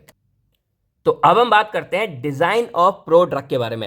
अब देखो डिजाइन बेसिकली क्या है, जैसे यहाँ जो मैंने बताया था कि कोई भी हमारा जो ड्रग होता है उसमें एक प्रो मोइटी ऐड कर देते हैं, यही हमारी उसकी डिजाइन होगी, इस तरह बनाते हैं। तो यहाँ क्या बोल सकते हैं, प्रो ड्रग हमारा प्रो वर्ड से यानी कि मोइटी, या इसको प्रो मोइटी बोल सकते हैं, जो इनएक्टिव होती है और जब ये जुड़ जाती है तो पूरे ड्रग को इनएक्टिव कर देती है। तो pro drug is made by attaching a temporary chemical group like Easter, amide, carboxylic acid, hydroxyl group या फॉस्फेट ग्रुप, इन सबको हम क्या करेंगे, अपना जो मेन ड्रग है उनके साथ ऐड करके उसको हम यहाँ पे इनएक्टिव बना देते हैं। अब ये जो हमारे फंक्शनल ग्रुप होते हैं ना, ये हमारे ड्रग प्रॉपर्टीज को इंप्रूव करेंगे, जिससे ये जो हमारी प्रॉब्लम थी जैसे एब्जॉर्प्शन थी, टॉक्सिसिटी, इनएक्टिविटी, पुअर टारगेटिंग, इन सबको ठीक कर देता है। अब बॉडी में जैसे ही जाएगा ये जो हमारा एक्सटर्नल ग्रुप जो हमने यहाँ प्रोमोट ऐड किया था ये हमारा रिमूव हो जाएगा, और जो हमारा ड्रग था एक्टिव वाला वो हमारा ड्रग यहाँ पे रिलीज होता था और अपना एक्शन प्रोड्यूस करेगा। एग्जाम्पल जैसे हमारा एम्पिसिलिन है तो इसका बीकामेसिलिन नाम से देंगे तो ये इसकी एब्जॉर्प्शन बेटर होती है। अब एग्जाम्पल यहाँ पे हमने बना दिया, आप चाहो उसको बना के आ सकते हो। नॉर्मल मान लो ये हमारा बैरियर है और इसकी पुअर एब्जॉर्प्शन है, मान लो जो मैंने यहाँ बताया कि ये ड्रग मेरा यहाँ पे एंट्री नहीं ले पा रहा है, तो अब मैं क्या करूँगा, ये एंट्री नहीं ले पा रहा है यानी कि नॉर्मल ड्रग है, मान लो ये एक्टिव फॉर्म है,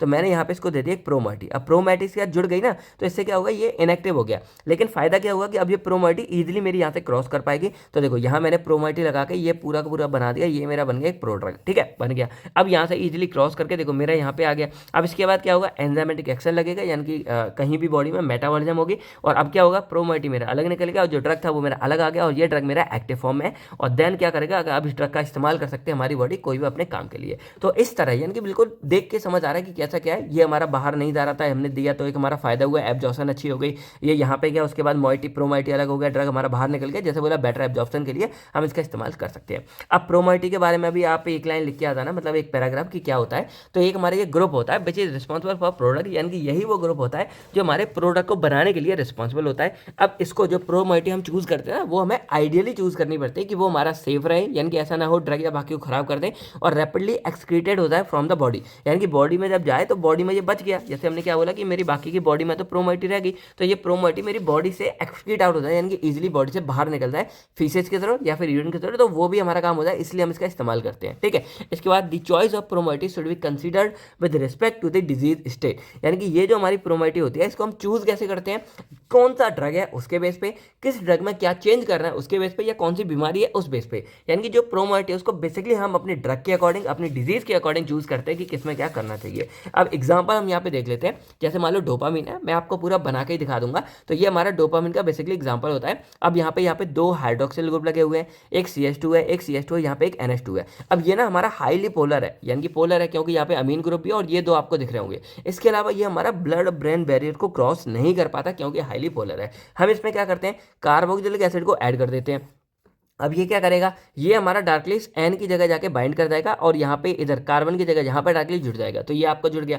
तो अब क्या हुआ कि इसकी वजह से, क्योंकि ये ग्रुप हमारा हाईली मतलब लाइपोफिलिक होता है और आपको पता होगा कि जहाँ पे भी हमारा कार्बोक्सिलिक एसिड जुड़ जाता है पूरा का पूरा नेचर ही हमारे ड्रग का बन जाता है, क्योंकि ये सबसे स्ट्रॉन्ग हमारे एक तरह से फंक्शनल ग्रुप होता है। तो अब क्या होगा कि कार्बोक्सिलिक एसिड हमारा एज अ प्रोमोइटी की तरह काम करेगा और इसकी वजह से क्या होगा कि जो बाकी का पूरा ड्रग है वो अपना एक्शन प्रोड्यूस नहीं कर पाएगा और वो हमारा हो जाएगा इनएक्टिव। और अब ये जो पूरा बन गया ये हमारा बन जाता है लीवोडोपा। लेकिन अब क्या है कि मेन हमारा ये है, तो ये क्या करेगा, अब इस पूरे को यानी कि ये पूरे ड्रग को हमारा हेल्प करेगा कि ये ब्लड ब्रेन बैरियर में जाके क्रॉस करेगा, उसके बाद ब्रेन में पहुंचेगा। और जब एक बार ब्रेन में ये ड्रग पहुंच जाता है देन उसके बाद क्या करेगा, ये जो ग्रुप है ये हमारे यहाँ से रिमूव हो जाएगा, यानी कि रिमूव कर देंगे इस ग्रुप को। और इसके बाद ये बचा हुआ जो मेरा डोपामिन है वो यहाँ पे एक्टिव ड्रग रिलीज हो जाएगा और उसके बाद ये ड्रग क्या करेगा, ये हमारी बॉडी में जाकर रिस्पॉन्स दिखाएगा जिसके लिए हम इसको खा रहे थे। तो कुछ इस तरह हमारे पूरा ये काम करता है। आई होप आपको समझ आ गया होगा कि कैसे डिजाइन बनाते हैं, कैसे पूरा होगा। एक बेसिकली एग्जाम्पल देके मैंने आपको सारा फंडा क्लियर कर दिया। अब हम बस इसकी बेसिक बातें करते हैं, क्योंकि प्रोडक्ट का फंडा आपका क्लियर हो गया क्या होता है कैसे होता है। अब हमको क्या जानना है, इसकी क्लासिफिकेशन, देन इसकी बात करेंगे एप्लीकेशन के बारे में। तो क्लासिफिकेशन देखा जाए तो यहाँ पहला हमारा आता है कैरियर लिंक प्रोडक्ट। अब इसमें क्या है कि जो हमारा ड्रग होता है वो अटैच होता है कैरियर ग्रुप के साथ में। जैसे मैंने मान लो यहाँ पे दिखाया कि एक ड्रग हमारा इसके साथ है, जो प्रोमोइटी है ना वो हमारे यहाँ पे कैरियर ग्रुप होता है जो केमिकल बॉन्ड जैसे ईस्टर या अमाइड के द्वारा जुड़े होता है। जैसे मैंने आपको यहाँ पे दिखाया था जो लीवोडोपा हो गया वो हमारे यहाँ पे क्या होगा, कार्बोक्सिलिक एसिड यहाँ पे जाकर जुड़ गया। तो क्या है कि इस तरह से कोई भी बॉन्ड हमारा हो गया ईस्टर या अमाइड के द्वारा जुड़ा होता है। ये क्या करेगा, ये हमारी एब्जॉर्प्शन को, स्टेबिलिटी को और टेस्ट को यहाँ पे इंप्रूव करता है। अब बाद में क्या होगा, एडमिनिस्टर होने के बाद जो एंजाइम है वो कन्वर्ट कर देगा इसको बाद में एक्टिव ड्रग में। एग्जांपल देखा जाए जैसे हमारा इनालप्रिल है तो वो हमारा क्या होगा, एक इसी के द्वारा कैरियर लिंक के द्वारा जुड़ा होता है। मान लो ये हमारा ड्रग हो गया, ये हमारे कैरियर लिंक हो गया यहाँ पे और ये आपस में जुड़ के देन ये हमारे यहाँ पे एंट्री करेगा। एंट्री करने के बाद ये हमारा कैरियर अलग हो जाएगा और ये हमारे ड्रग को यहाँ पे अलग रिलीज कर देगा। इस तरह ये काम करता है। ये बेसिकली एग्जाम्पल इनालप्रिल हो गया, ये इनालप्रिलेट में, और जो बिकाम्पेसिलिन है ये हमारा एम्पिसिलिन में बाद में जाके कन्वर्ट हो जाता है। नेक्स्ट हमारा आता है बायो प्रीकर्सर ड्रग। अब इस प्रोडक्ट ये सारे हमारे प्रोडक्ट के टाइप हो गए। तो ये बेसिकली क्या है कि इसमें कोई भी तरह का हमारा कैरियर ड्रग नहीं होता है, जैसे आपको यहाँ दिख रहा होगा। ये बेसिकली क्या करता है कि जो हमारा एक्टिव ड्रग होता है उसको इनएक्टिव में कन्वर्ट कर देते हैं और वही हमारा इनएक्टिव बाद में एक्टिवेट हो जाता है और इसमें सिंपल हमारी केमिकल रिएक्शन चलती है। जैसे यहाँ पे हम एक कैरियर बॉडी का इस्तेमाल कर रहे थे किसी तरह की, यहाँ पे कोई कैरियर ग्रुप नहीं है, डायरेक्टली हमारा रिएक्शन है केमिकल रिएक्शन। जैसे हमारा लीवोडोपा डोपामिन है, इसमें क्या हुआ, हमारी केमिकल रिएक्शन हुई जिसमें हमने कार्बोक्सिलिक एसिड को ऐड किया। बाद में क्या करेंगे, हम यहाँ पे डी कार्बोक्सिलेशन कर देंगे जो हमारी रिएक्शन है, और डी कार्बोक्सिलेशन में हमारे कार्बोक्सिलिक एसिड CO2 हमारा बाहर निकल जाएगा। देखो ये हमारा -CO2 हो जाएगा और ये यहाँ जुड़ जाएगा, यानी कि CH2 और NH2 हमारा ऐसा है, यानी कि एज इट इज बन जाएगा डी कार्बोक्सिलेशन से। यानी कि यहाँ पे क्या हो रहा है कि हमारा बेसिकली यहाँ पे अगर मैं लिख देता हूँ, बेसिकली क्या हो रहा है, हमारी केवल जो हमारी केमिकल रिएक्शन है उसके द्वारा ही हमारा प्रोडक्ट बनाया जा रहा है और उसके बाद वो प्रोडक्ट हमारा बाद में एक्टिव ड्रग में भी उसी केमिकल रिएक्शन के कन्वर्जन के द्वारा हमारा वापस आ जाता है। थर्ड हमारा आता है टारगेटेड प्रोडक्ट। अब इसमें बेसिकली क्या होता है, हम जो अपना ड्रग बना रहे हैं ना उसको एक स्पेसिफिक साइट के लिए बनाते हैं कि हमारी बॉडी में जाएगा, जैसे हमारी बॉडी है तो कहीं और जाके एक्टिवेट नहीं होगा, वो एक पर्टिकुलर साइट पे जब पहुंच जाएगा ना तभी जाके एक्टिवेट होगा। जैसे these are design to become activate only at specific site in the body. Activation occurs and target tissue, यानी कि जिस जगह वो पहुंच जाएगा जो टारगेट है वहीं पर जाके एक्शन प्रोड्यूस करेगा। और इसका क्या फायदा होगा, जो नॉर्मल सेल्स है उनमें कोई हमें एक्शन देखने को नहीं मिलेगा। अब ये जो फंडा है ना ये बेसिकली हमारा कैंसर थेरेपी में इस्तेमाल किया जाता है और वहां पे क्या होता है कि जिस भी जगह जो हमारे कैंसर के सेल है उन पे जाएगा और उसके बाद उन पे जाके जब पहुंच जाएगा कैंसर वाली जगह पे तब एक्टिवेट होगा और तब उनको जाके यहाँ पे मारेगा। जैसे हमारा एंटी कैंसर के जो प्रोडक्ट है वो यहाँ पे इस्तेमाल किए जाते हैं। फिर हमारा आते हैं म्यूचुअल प्रोडक्ट। अब इसमें क्या है कि मान लो हमारा एक ये ए ड्रग है, एक हमारा ये बी ड्रग है, इनको आपस में हमने जोड़ दिया और इनको दे दिया। अब जब आपस में जुड़ गए ना तो जुड़ने की वजह से क्या है कि ये दोनों हमारे प्रोडक्ट बन जाएंगे, इनएक्टिव हो जाते हैं। अब जब ये मेटाबोलाइज हो जाएंगे देन ये दोनों ड्रग हमारे रिलीज हो जाएंगे, अलग हो जाएंगे, और जब अलग हो जाएंगे देन जो हमारा ए है और जो हमारा बी है दोनों एक्टिव हो जाते हैं, क्योंकि साथ में जुड़े हैं तो काम नहीं कर रहे हैं, और जब अलग अलग हो गए तो भाई अच्छे से काम करेंगे और अपना एक्शन प्रोड्यूस करेंगे। एग्जाम्पल हमारा सल्फासेलेजीन हो गया, ये हमारा इसका म्यूचुअल ड्रग का एग्जाम्पल हो गया। देन हमारा यहाँ पे लास्ट स्टेप आता है डबल प्रोडक्ट। अब इसमें क्या होता है कि आपको कोई भी जो हमारा प्रोडक्ट होगा इसको 2 बार यहाँ पे एक्टिवेट होना पड़ेगा, यानी कि सबसे पहले ये एक्टिवेट होगा हमारा इंटरमीडिएट में जाएगा, और एक बार जब इंटरमीडिएट बन जाता है देन उसके बाद कि अगेन हमारे यहाँ पे कोई केमिकल एक्शन होगा तब जाके हमारा एक्टिव में कन्वर्ट होगा। यानी कि क्या है, these require 2 step of activation to become active drug.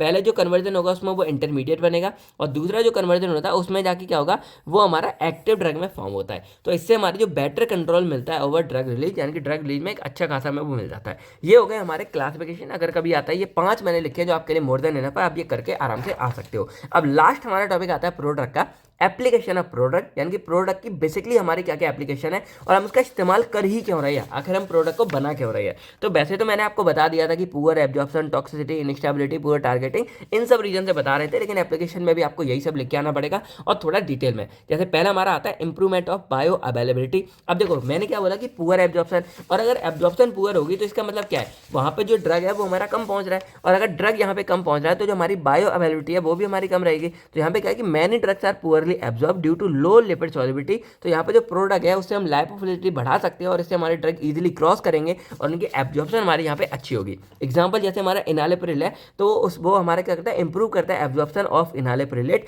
यानी कि जो इनालेप्रिलेट है उसको हम यहाँ पे इनालपिल की फॉर्म में इसलिए देते हैं जिससे ये हमारा ज़्यादा एब्जॉर्ब होगा और इसकी जो बायोलिटी है वो हमको ज़्यादा मिलेगी। नेक्स्ट हमारा आता है साइट स्पेसिफिक ड्रग डिलीवरी। अब जो मैंने आपको क्लासिफिकेशन बताया था कि यहाँ पे क्या होता है, कुछ ड्रग को हम इस तरह डिजाइन करते हैं कि वो हमारे एक स्पेसिफिक साइट पे जाके पहुंचेगा, जैसे हमारा ब्रेन हो गया, कलर हो गया, या पे ट्यूमर वगैरह हो गया, जैसे कैंसर सेल हो गए। तो इसमें क्या होगा, इससे हमारी उस ड्रग की इफेक्टिवनेस बढ़ेगी और रिड्यूस होते हैं साइड इफेक्ट, क्योंकि बाकी ड्रग पे बाकी सेल्स पे नहीं जा रहा है तो नुकसान नहीं है। एग्जांपल जैसे लीवोडोपा है, तो इसको हम इस तरह डिजाइन करते हैं कि ये डायरेक्टली हमारा ब्लड ब्रेन बैरियर को क्रॉस करके हमारा ब्रेन में जाएगा। उसी तरह जो एंटी कैंसर ड्रग है ये हमारे डायरेक्टली जो कैंसर के सेल्स है उनके पास जाके अपना एक्शन प्रोड्यूस करते हैं। थर्ड हमारा आता है रिडक्शन ऑफ टॉक्सिसिटी। अब जो मैंने बोला यहाँ पे कि कुछ ऐसे ड्रग होते हैं जो टॉक्सिक बहुत ज़्यादा होते हैं, तो हम क्या करेंगे, उनमें कुछ ना कुछ चेंज कर देंगे, प्रोडक्ट बनाएंगे जिससे वो टॉक्सिक हमारा नहीं रहेगा। जैसे एक्टिव ड्रग में cause toxicity in the normal tissue, तो product remain inactive until it reach target site, यानी कि जो प्रोडक्ट है वो जब तक अपनी टारगेट साइट पर नहीं पहुंच जाएगा तब तक वो हमारा इनएक्टिव रहता है। इससे क्या होगा, जो अनवांटेड हमारे साइड इफेक्ट है वो हमको यहाँ देखने को नहीं मिलते। एग्जाम्पल देखा जैसे लीवोडोपा है, तो आपको पता है कि ये हमारा बाकी जगह भी नुकसान कर सकता है, पेरिफेरल में भी नुकसान कर सकता है। तो ये हमारा क्या होगा कि इतना है डायरेक्टली हमारा क्या करता है, ब्लड ब्रेन बैरियर में जाता है और वहां जाकर जब इफेक्ट होगा तो ये हमारे जो पेरिफेरल के साइड इफेक्ट है वो हमारे यहाँ पे बच जाते हैं। तो हमारा नेक्स्ट यहाँ पे एप्लीकेशन आता है प्रोलॉन्ग ड्यूरेशन ऑफ एक्शन। अब यहाँ पे कुछ प्रोडक्ट ऐसे होते हैं जो अपने ड्रग को धीरे रिलीज करेंगे, यानी मान लो मैंने ये बनाया प्रोड्रग प्रोमोटिव, ये मैंने ड्रग लेंगे, तो अब ये जो पूरा है ना ये स्लोली हमारे ड्रग को रिलीज करेगा बहुत स्लोली। इससे क्या होगा, लंबे टाइम तक एक्शन देखने को मिलेगा, यानी कि प्रोलॉन्ग ड्यूरेशन में एक्शन हो जाता है। Some product release drug slowly over time, this gives longer duration action and reduce dosing frequency.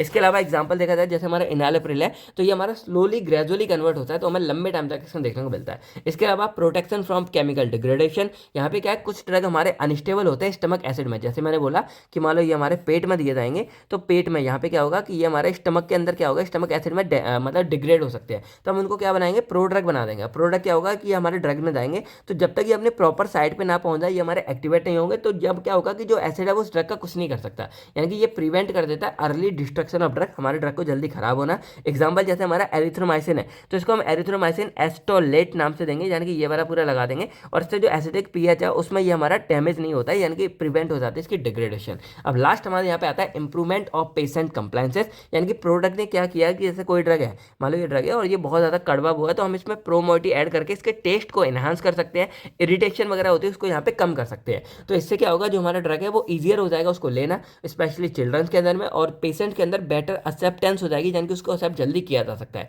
Example जैसे हमारा क्लोरामफेनिकोल पेनिमिटेट है, तो ये जो बिटर टेस्ट हमारा होता है क्लोरामफेनिकोल का, वो यहाँ पे मास्क हो जाता है और लोग उसको आराम से ले सकते हैं। यानी कि ओवरऑल अगर देखा जाए तो जो हमारे प्रोडक्ट है वो केमिकली मॉडिफाइड ड्रग होते हैं, जो बेसिकली डिजाइन क्यों किए जाते हैं, जिससे जो एब्जॉर्प्शन थी, जो सेफ्टी थे, जो स्टेबिलिटी थे, जो टारगेट थे, उनको इंप्रूव किया जा सके, यही था हमारा प्रोडक्ट। आई होप अब आपको जो है प्रोडक्ट का पूरा फंडा क्लियर हो गया होगा।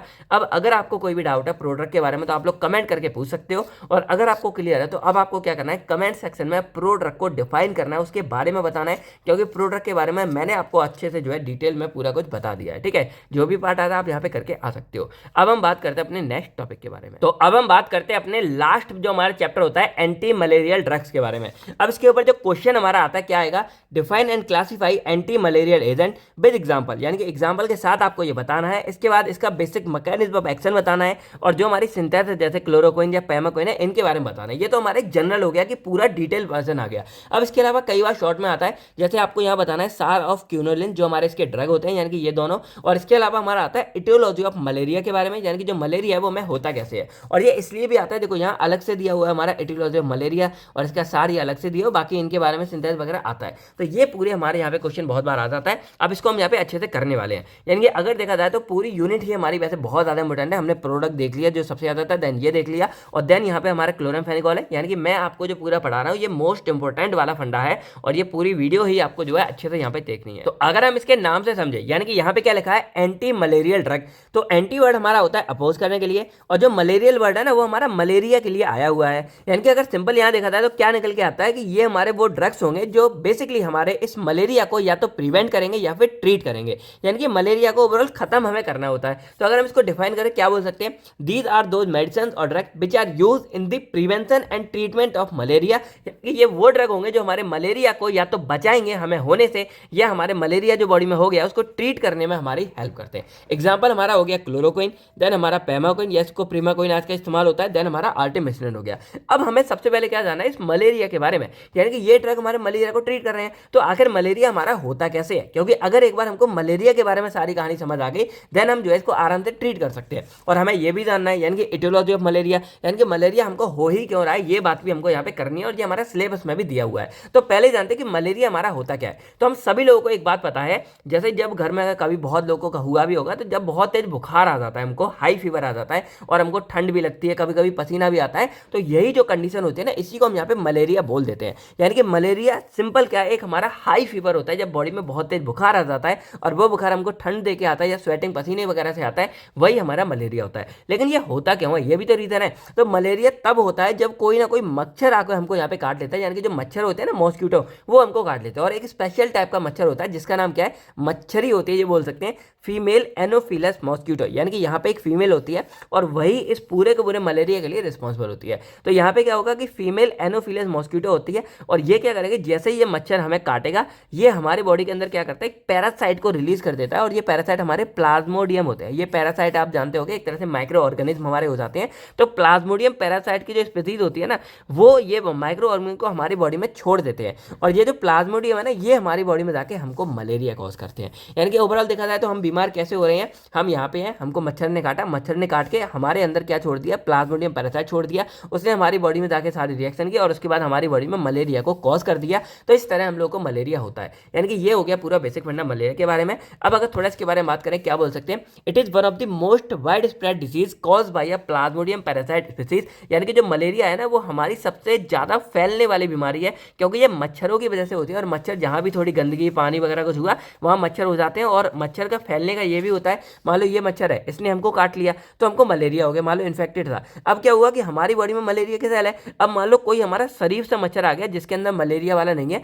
और वो अगर हमको काटेगा ना, तो जो मलेरिया के वो वायरस जो पैरासाइट थे वो हमारे उस मच्छर के अंदर भी चले जाएंगे, तो ये मच्छर भी हमारा इन्फेक्टेड हो गया। और अब ये मच्छर अगर किसी नए लोग को जाके काटेगा तो वो भी बीमार हो जाएगा। यानी कि क्या यहाँ पे नुकसान वाली बात है कि ये हमारा स्प्रेड बहुत ज्यादा होता है, क्योंकि यहाँ पे क्या है कि ये जो मलेरिया है ये हमारा मच्छरों से भी फैल रहा है, और जिन लोगों को मलेरिया हो गया उन इंसानों से भी फैल रहा है, यानी कि डबल स्प्रेड हो रहा है। इसीलिए इसको क्या बोलेंगे, ये हमारा सबसे ज्यादा वाइड स्प्रेड वाली डिजीज है, जो हमें इसके मतलब इस स्पीसीज की वजह से होती है। अब ये हमारी सीरियस भी है, ये हमारी लाइफ थ्रेटनिंग है, यानी कि यहाँ पे लोगों की जान भी चली जाती है, समटाइम फैटल डिसीज है, यानी कि बहुत बार ये घातक भी हमारी कहलाती है, क्योंकि ये हमारी मच्छरों की वजह से फैलती है। यानी कि देखा जाए तो ओवरऑल जो ट्रॉपिकल रीजन होते हैं, जो थोड़े वैसे रीजन है यहाँ गंदगी थोड़े नीचे वाले हैं, उनमें ये बहुत मेजर हेल्थ प्रॉब्लम होती है, क्योंकि वहाँ साफ सफाई कम होती है, तो मच्छर हमारे बहुत ज़्यादा होते हैं। अब ये हमारी ट्रांसमिट होती है ह्यूमन के द्वारा में, किसके द्वारा, एक इन्फेक्टेड मच्छर हमारा जो मैंने आपको बताया था फीमेल एनोफिलस मॉस्किटो, ये इस पूरे का नाम हो गया। तो इसके द्वारा हमारे ये पूरी डिसीज है ये यहाँ पे फैलती है या होती है हम लोगों को। अब हम बात करें इसके कॉजेस के बारे में कि ये जो मलेरिया है ये हमें क्यों होगा। तो ये तो मैंने बता दिया कि हमारा पैरासाइट स्पीसीज है प्लाज्मोडियम, उसकी वजह से होती है। अब यहाँ पे बेसिकली 4 टाइप के हमारे ये होते हैं। एक होता है हमारा पी बाइवैक्स, यानी कि पी फॉर हमारे यहाँ पे जो भी है प्लाज्मोडियम आ रहा है, पी बाइवैक्स हो गया, पी फाल्सीपेरम हो गया, पी मलेरिया, पी ओवल हो गया। इसमें सबसे ज़्यादा जो बीमारी है वो पी फाल्सीपेरम की वजह से होता है, यानी कि लगभग 50% जो मलेरिया के केस है वो हमारे इसी वाले पैरासाइट की वजह से होता है, बहुत कॉमन है। और ये हमें लगभग 1 से 2 हफ्ते मच्छर के काटने के 1 से 3 हफ्ते के अंदर अंदर हो जाता है। देन पी बाइवैक्स आता है और ये सेकंड मोस्ट कॉमन है, यानी कि लगभग 40% जो मलेरिया के केस हैं वो हमारे इस पी बाइवैक्स की वजह से आते हैं और ये लगभग 2 हफ्ते के अंदर में हो जाता है। फिर हमारा पी मलेरियाई है और पी ओवल है। तो पी मलेरियाई में लगभग 10% केस होते हैं और जो पी ओवल है वो बहुत ही कम होता है। यानी कि ये सारे के सारे जो पैरासाइट है ये ह्यूमन बॉडी में जाएंगे मच्छर के काटने की वजह से और हमारी बॉडी में मलेरिया को कॉज करेंगे। ये हो गया मलेरिया, ये हो गया इसके कॉजेज। अब हम बात करते हैं सिम्टम्स ऑफ मलेरिया के बारे में। जब मलेरिया हो जाता है तो क्या क्या सिम्टम्स है। एक तो मैंने आपको बता दिया कि हाई फीवर, बहुत तेज बुखार आता है और ये हमको ठंड देके और स्वेटिंग यानी कि पसीना वगैरह भी आता है। देन यहाँ पे हेडेक है, यानी कि सर में दर्द होता है। इसके अलावा बॉडी पेन है, यानी कि बॉडी में भी दर्द होगा। और इसके अलावा नोजिया एंड वॉमिटिंग है, यानी कि थोड़ी बहुत उल्टी वगैरह आएगी, जी घबराना और ये सब होगा। इसके अलावा वीकनेस एंड फैटिकनेस, यानी कि थकावट लगेगा, नींद सी आती रहेगी। तो ये सब हमारे मलेरिया के मतलब सिम्टम्स हो गए कि ये देखने को मिलता है। और अगर सीवर केस है, यानी कि जब बहुत ज़्यादा सीवर केस हो जाता है तो यही हमारी बॉडी में एनीमिया कॉज कर देता है। यानी कि ये आपको रीजन इसमें पता चलेगा। एनीमिया क्या होता है कि हमारी बॉडी में ब्लड की कमी हो गई और इसके अलावा हमारे ऑर्गन को भी डैमेज कर सकता है। और इन्हीं सब की वजह से क्या होता है कि सीवर केस में बंदे की डेथ तक हो सकती है, यानी कि फैटल भी हमारा हो जाता है। तो ये था हमारा मलेरिया के सिम्टम्स के बारे में। अब हम बात करते हैं मेन जो हमारा क्वेश्चन है मलेरिया का, यानी कि एटियोलॉजी ऑफ मलेरिया के बारे में कि मलेरिया आखिर हमको होता कैसे है। पहले बात करें कि एटियोलॉजी वर्ड हमारा क्या बताता है। तो एटियोलॉजी में हमने क्या बोला कि जैसे ये मॉस्किटो मच्छर है, कैसे ये मच्छर हमारी बॉडी में जा रहा है और कैसे हमारी बॉडी में मलेरिया कॉज कर रहा है, यही जो कंप्लीट इन्फॉर्मेशन है यही हमारी कहलाती है एटियोलॉजी ऑफ मलेरिया। मतलब सिंपल हम यहाँ क्या बोल सकते हैं, it explains how the Plasmodium parasite enters the human body, यानी कि ये जो हमारा पैरासाइट है ये कैसे हमारी ह्यूमन बॉडी में एंटर करता है एंड वहाँ पे डेवलप करता है एंड कॉज करता है हमारी ये मलेरिया वाली डिजीज को, और कैसे कंप्लीट लाइफ साइकिल होती है हमारी ह्यूमंस एंड मॉस्किटो के अंदर। यानी कि देखा जाए इसमें पूरी की पूरी इटियोलॉजी आपको दिख रही होगी, ये आपको पूरा दिख रहा होगा। इसमें 2 हमारे मेन फेस होते हैं, एक हमारा होता है ह्यूमन फेस, एक हमारा होता है mosquito face. Human face further 2, यानी कि एक लीवर फेस होता है, एक ब्लड स्टेज होती है,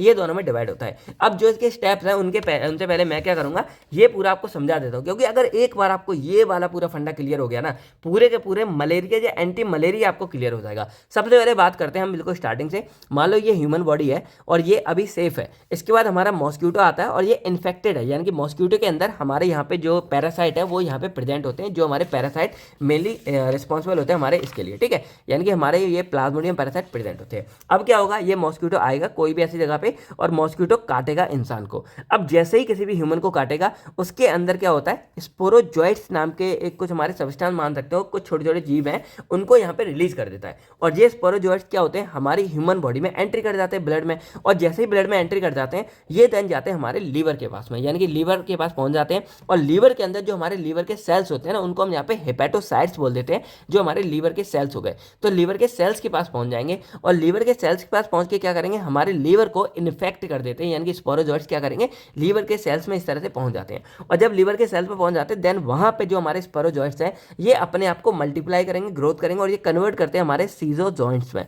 क्या करेंगे, यहाँ पे चीजॉइंट्स बोल सकते हैं, सीजॉइंट्स बोल सकते हैं, जो भी आपको समझ आए, इसमें अपने आप को बना लेते हैं, स्पेलिंग याद रखना। अब जब एक बार यहाँ पहुंच जाते हैं देन यहाँ पे ये कन्वर्ट कर देते हैं अपने आप को, रैपिडली ग्रोथ कर करके मैरोजॉइट्स में कन्वर्ट कर लेते हैं। यानी कि क्या हो रहा है, हमारी पूरी की पूरी कि जो मच्छर है वो हमारे जाते हैं ह्यूमन बॉडी में, यानी कि डंक मारेंगे, खुद नहीं जा रहे, डंक मारेंगे, डंक मारने के साथ में जो स्पोरोजोइट्स हैं उनके जो स्पीसीज है उसको हमारी बॉडी में छोड़ देंगे। वो स्पीसीज जो हमारे जीव छोटे वाले हो गए वो लीवर में जाएंगे, देन लीवर से लीवर के सेल्स में जाएंगे और लीवर के सेल्स में जाके वहाँ पर ये अपने आप को ग्रोथ करते हैं और हमारे लीवर सेल्स को इन्फेक्ट कर देंगे और वहाँ जाके ये बन जाते हैं हमारे सीजॉइंट और उसके बाद ये बन जाते हैं हमारे मैरोजॉइट्स में कन्वर्ट हो जाते हैं। अब जब ये मैरोजॉइट्स बन जाता है, ये हमारे किसमें, लीवर सेल्स में है, देन ये हमारा ब्लड के अंदर एंट्री कर जाता है, यानी कि सेल से दोबारा हमारे यहाँ पे ब्लड में एंट्री कर जाएगा। और जैसे ही हमारे यहाँ पे ब्लड में एंट्री करता है हमारे आरबीसी में जाएगा, रेड ब्लड सेल्स के अंदर में, और रेड ब्लड सेल्स हमारे एक तरह के सेल्स होते हैं तो उनमें जाके अटैक करना शुरू करेगा। तो ये मैरोजॉइट्स पहले यहाँ पहुंच जाएंगे इस तरह के छोटे छोटे फॉर्म में, जो अगेन हमारे स्पोरोजॉइट्स बोल सकते हैं क्योंकि छोटे छोटे फॉर्म पहुंच जाएंगे। और ये हमारी पहले होती है रिंग फॉर्म, यानी कि जब ये हमारे बेसिकली पहुंच रहे होते हैं। और उसके बाद क्या होता है, अर्ली स्टेज होती है, उसके बाद ये क्या करते हैं, हमारे पूरे के पूरे यहाँ पे अपने आप को ट्रोफोजॉइट्स में कन्वर्ट करेंगे, यानी कि हमारे आरबीसी आरबीसी को पूरा पूरा इन्फेक्ट कर देंगे और उसके बाद अगेन ये हमारे सी जॉइंट्स में यहाँ पे कन्वर्ट हो जाते हैं और अगेन ये हमारे क्या करते हैं, यहाँ पे मेरोजॉइट्स बनाते हैं। यानी कि जो काम इन्होंने लीवर के सेल्स में किया था वही काम ये हमारे आरबीसी के रेड ब्लड सेल्स में भी यहाँ पे करते हैं। और जब ये मेरोजॉइट्स बन जाते हैं देन ये मेरोजॉइट्स हमारी ह्यूमन बॉडी में पहुंच गए, यानी कि हमारे ब्लड में, यानी कि पूरे पूरे हमारे ह्यूमन ब्लड में पहुंच गए। यानी कि अब ये मानो कि ये हमारे ब्लड है, इस पूरे ब्लड में हमारे क्या हो गए, पहले ये हमारे गए ब्लड में लेकिन इतने ज़्यादा स्प्रेड नहीं कर पा रहे थे, यानी कि अपने आप को बढ़ा नहीं पा रहे थे, इसलिए ये हमारे चले जाते हैं लीवर में। और जब एक बार लीवर में चले गए देन वहाँ से पूरा करके ये मेरोजॉइट्स बना के हमारे अगेन ब्लड में आ जाते हैं, हमारी पूरी बॉडी का ब्लड है। और ब्लड में आके अगेन ये अपने आप को रिप्रोड्यूस करते हैं, मल्टीप्लाई करते हैं, यानी कि हमारे रेड ब्लड सेल्स में जाएंगे, उसमें जाके सी जॉइंट्स वगैरह बना के अपने आप के मेरोजॉइट दोबारा बनाएंगे और हमारे पूरे पूरे नए जो आरबीसी हैं उनको इन्फेक्ट करेंगे और इस तरह हमारे पूरे के पूरे ब्लड में पहुंच जाते हैं और हमारे जो आरबीसी है रेड ब्लड सेल्स है उनको यहाँ पे डैमेज करना शुरू कर देते हैं। यही रीजन है जो मैंने बताया था कि अगर ये हमारा ज़्यादा हो जाता है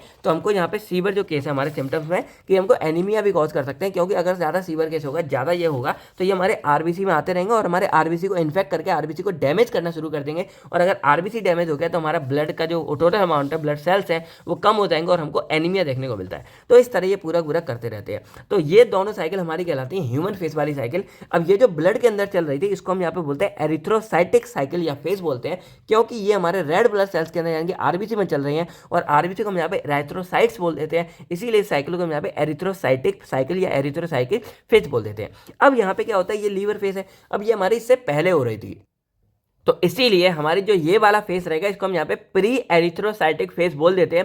प्री मतलब होता है पहले, यानी कि ये जो हमारा ब्लड वाला फेस आया, ब्लड वाली स्टेज आई, उससे पहले वाला जो फेस है वो हमारा प्री हो गया और ये हमारा लीवर वाला फेस होता है, यानी कि लीवर स्टेज भी इसको बोल देते हैं। और कई जगह पे आपको प्री की जगह ये एक्सो वर्ड दिखेगा। एक्सो का मतलब क्या है कि ये हमारा एरिथ्रोसाइटिक है और इसके बाहर की जो हमारी साइकिल है उसको हम यहाँ पे एक्सो एरेथिक बोल देते हैं, यानी कि या प्री लिखा हो या एक्सो लिखा हो, ये आपके लीवर वाली जो स्टेज होती है, यानी कि इसको हम बोल सकते हैं ये आपकी लीवर स्टेज है, उसको पूरा रिप्रेजेंट करती है। और जो ये वाली है ये आपकी यहाँ पे पूरी पूरी ब्लड स्टेज होती है, ये ब्लड वाले को रिप्रेजेंट करती है। तो आई होप अब आपको ये वाला जो हाफ फंडा है ये आपको समझ आ गया होगा। अगर एक बार रिवाइज करूं, सिंपल कोई भी मच्छर काटेगा, काट के आपको स्पोरोजाइट्स आपकी बॉडी में रिलीज करेगा, वो जाएगा आपके लीवर के पास में, लीवर के जो लीवर के सेल्स है बड़े उनको यहाँ पे डैमेज करेगा, देन अपने आप को रिप्रोड्यूस करेगा, ग्रोथ करके सीजॉइंट्स बनाएगा और यही अपने आप को और रिप्रोड्यूस करके मेरोजॉइट्स में कन्वर्ट हो जाता है। देन ये जो सेल्स हमारा रप्चर हो जाएगा, जो हमारे हेपेटोसाइट्स के सेल्स हैं, और रप्चर होने के बाद हमारे मेरोजॉइट्स निकलेंगे और उसके बाद क्या होगा, ये हमारे जाएंगे ब्लड के अंदर में और ब्लड में जाके जो आरबीसी हमारे रेड ब्लड सेल्स है उनको जाके डैमेज करेंगे। देन उन सेल्स में जाके अपने आप को ग्रोथ करेंगे,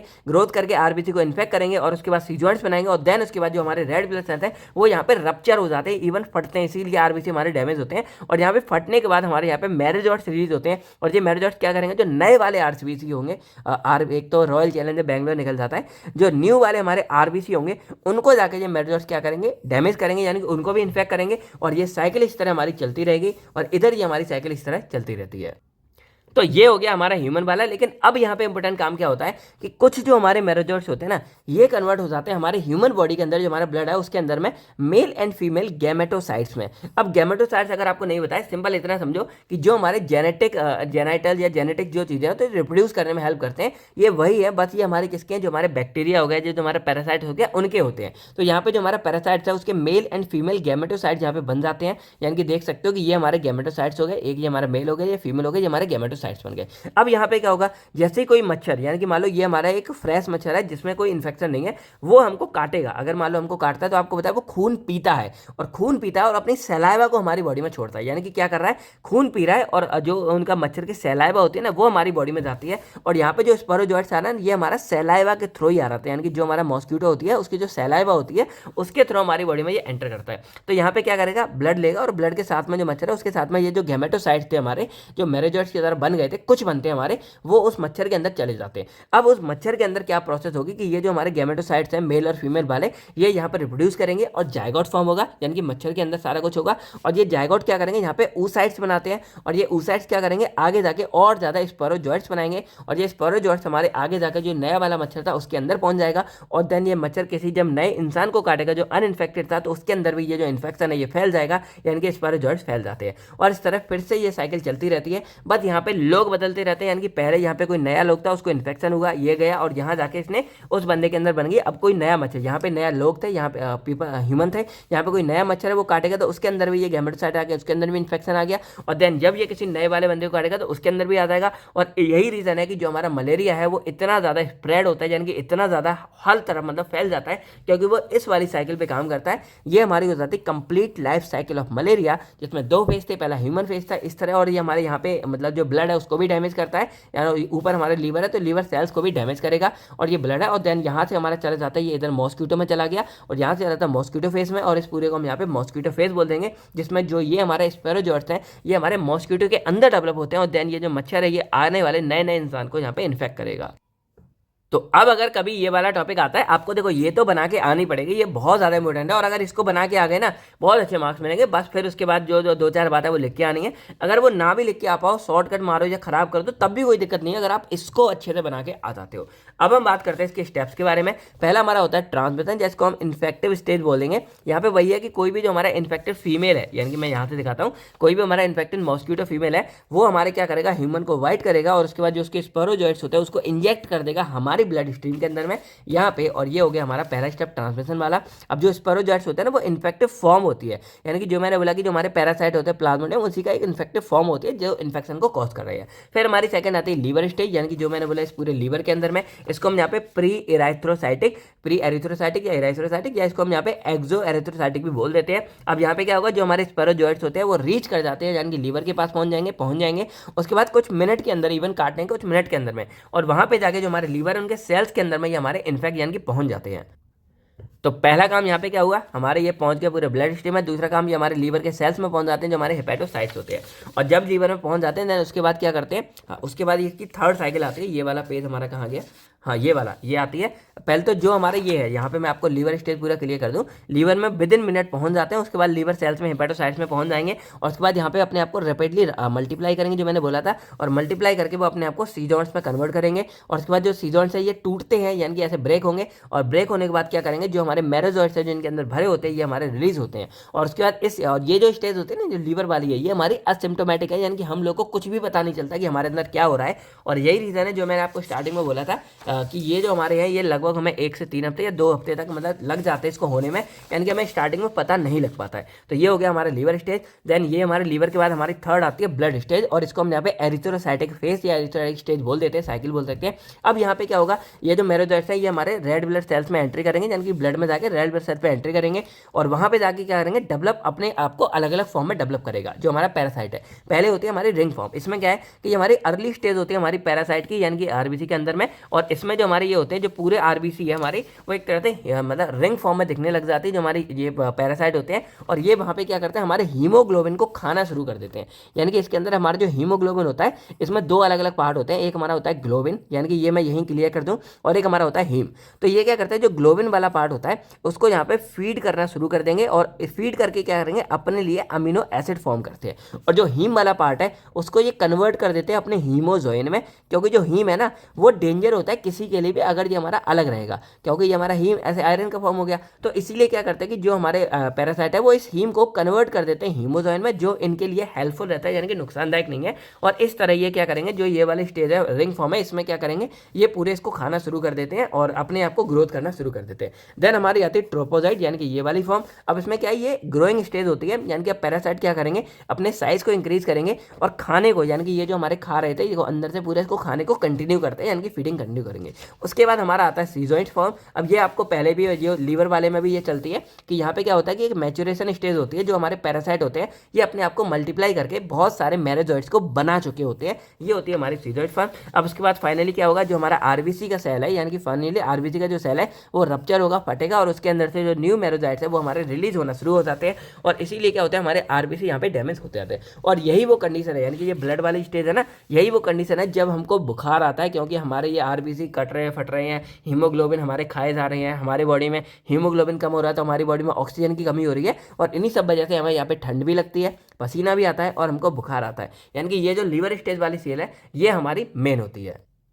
अब क्या होता है, देखो ब्लड स्टेज में हमारे यहाँ पे मेरोजॉइट्स रिलीज हो गए। अब ये क्या करेंगे, नए नए यानी कि रिलीज जो मेरोजॉइट्स हैं ये इन्फेक्ट करेंगे नए आरबीसी को, यानी कि ये वाली साइकिल पूरी हो गई नए आरबीसी। और ये साइकिल हमारी 48 से 72 घंटे के साइकिल में चलती रहती है, यानी कि 2 दिन से 3 दिन में ये हमारी पूरी चलती रहेगी। और इसीलिए हमको पीरियोडिक फीवर पैटर्न आता है, यानी कि आपने देखा होगा मलेरिया होता है, आप लोगों ने दवाई खा ली, आपने उस जगह पर थोड़ा ठीक कर दिया, उसके बाद जैसे ही 48 से 72 घंटे होंगे दोबारा हमारी ये वाली साइकिल चलेगी और हमारे नए मेरोजॉइट्स रिलीज होंगे, नए आरबीसी को डैमेज करेंगे, हमको फिर से बुखार आएगा। और यही रीजन है, कहते हैं ना भाई हर 2 दिन बाद बुखार आता है, हर 2 दिन बाद बुखार आता है, क्योंकि ये हमारी साइकिल चल रही होती है अंदर, और इसकी वजह से हमको जो है हर दूसरे दिन तीसरे दिन यहाँ पे बुखार आता है, यानी कि पीरियोडिक फीवर हमें इसकी वजह से देखने को मिल जाता है। देन हमारा आता है फॉर्मेशन ऑफ गैमेटोसाइट, यानी कि कुछ हमारे पैरासाइट जो यहाँ पे रिलीज होते हैं मेरोजॉइट्स से, ये हमारे चेंज हो जाते हैं मेल एंड फीमेल गैमेटोसाइट्स में। और जो मेल एंड फीमेल गैमेटोसाइट्स है ये हमारे ब्लड के अंदर रिमेन रह जाते हैं, और ये इंपॉर्टेंट रोल प्ले करते हैं ट्रांसमिशन में। यानी कि अब यहाँ पे क्या होगा, जो इधर रह गए, तो अब जो हमारा मॉस्किटो है वो बाइट करेगा, यानी कि आखिरी हमारा मॉस्किटो फेस आता है,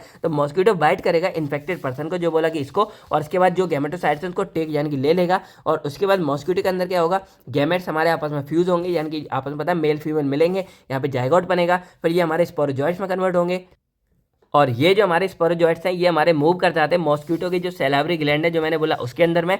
और बाद में क्या करेंगे, जब ये मॉस्किटो अब ये किसी और को काटेगा तो सैलावा छोड़ेगा, और सैलावा के थ्रू जो उसके स्पोरोजॉइट्स है वो नए बंधन में अंदर चले जाएंगे, और इस तरह नए पर्सन को इन्फेक्ट करेगा, और साइकिल हमारी फिर से स्टार्ट हो जाएगी।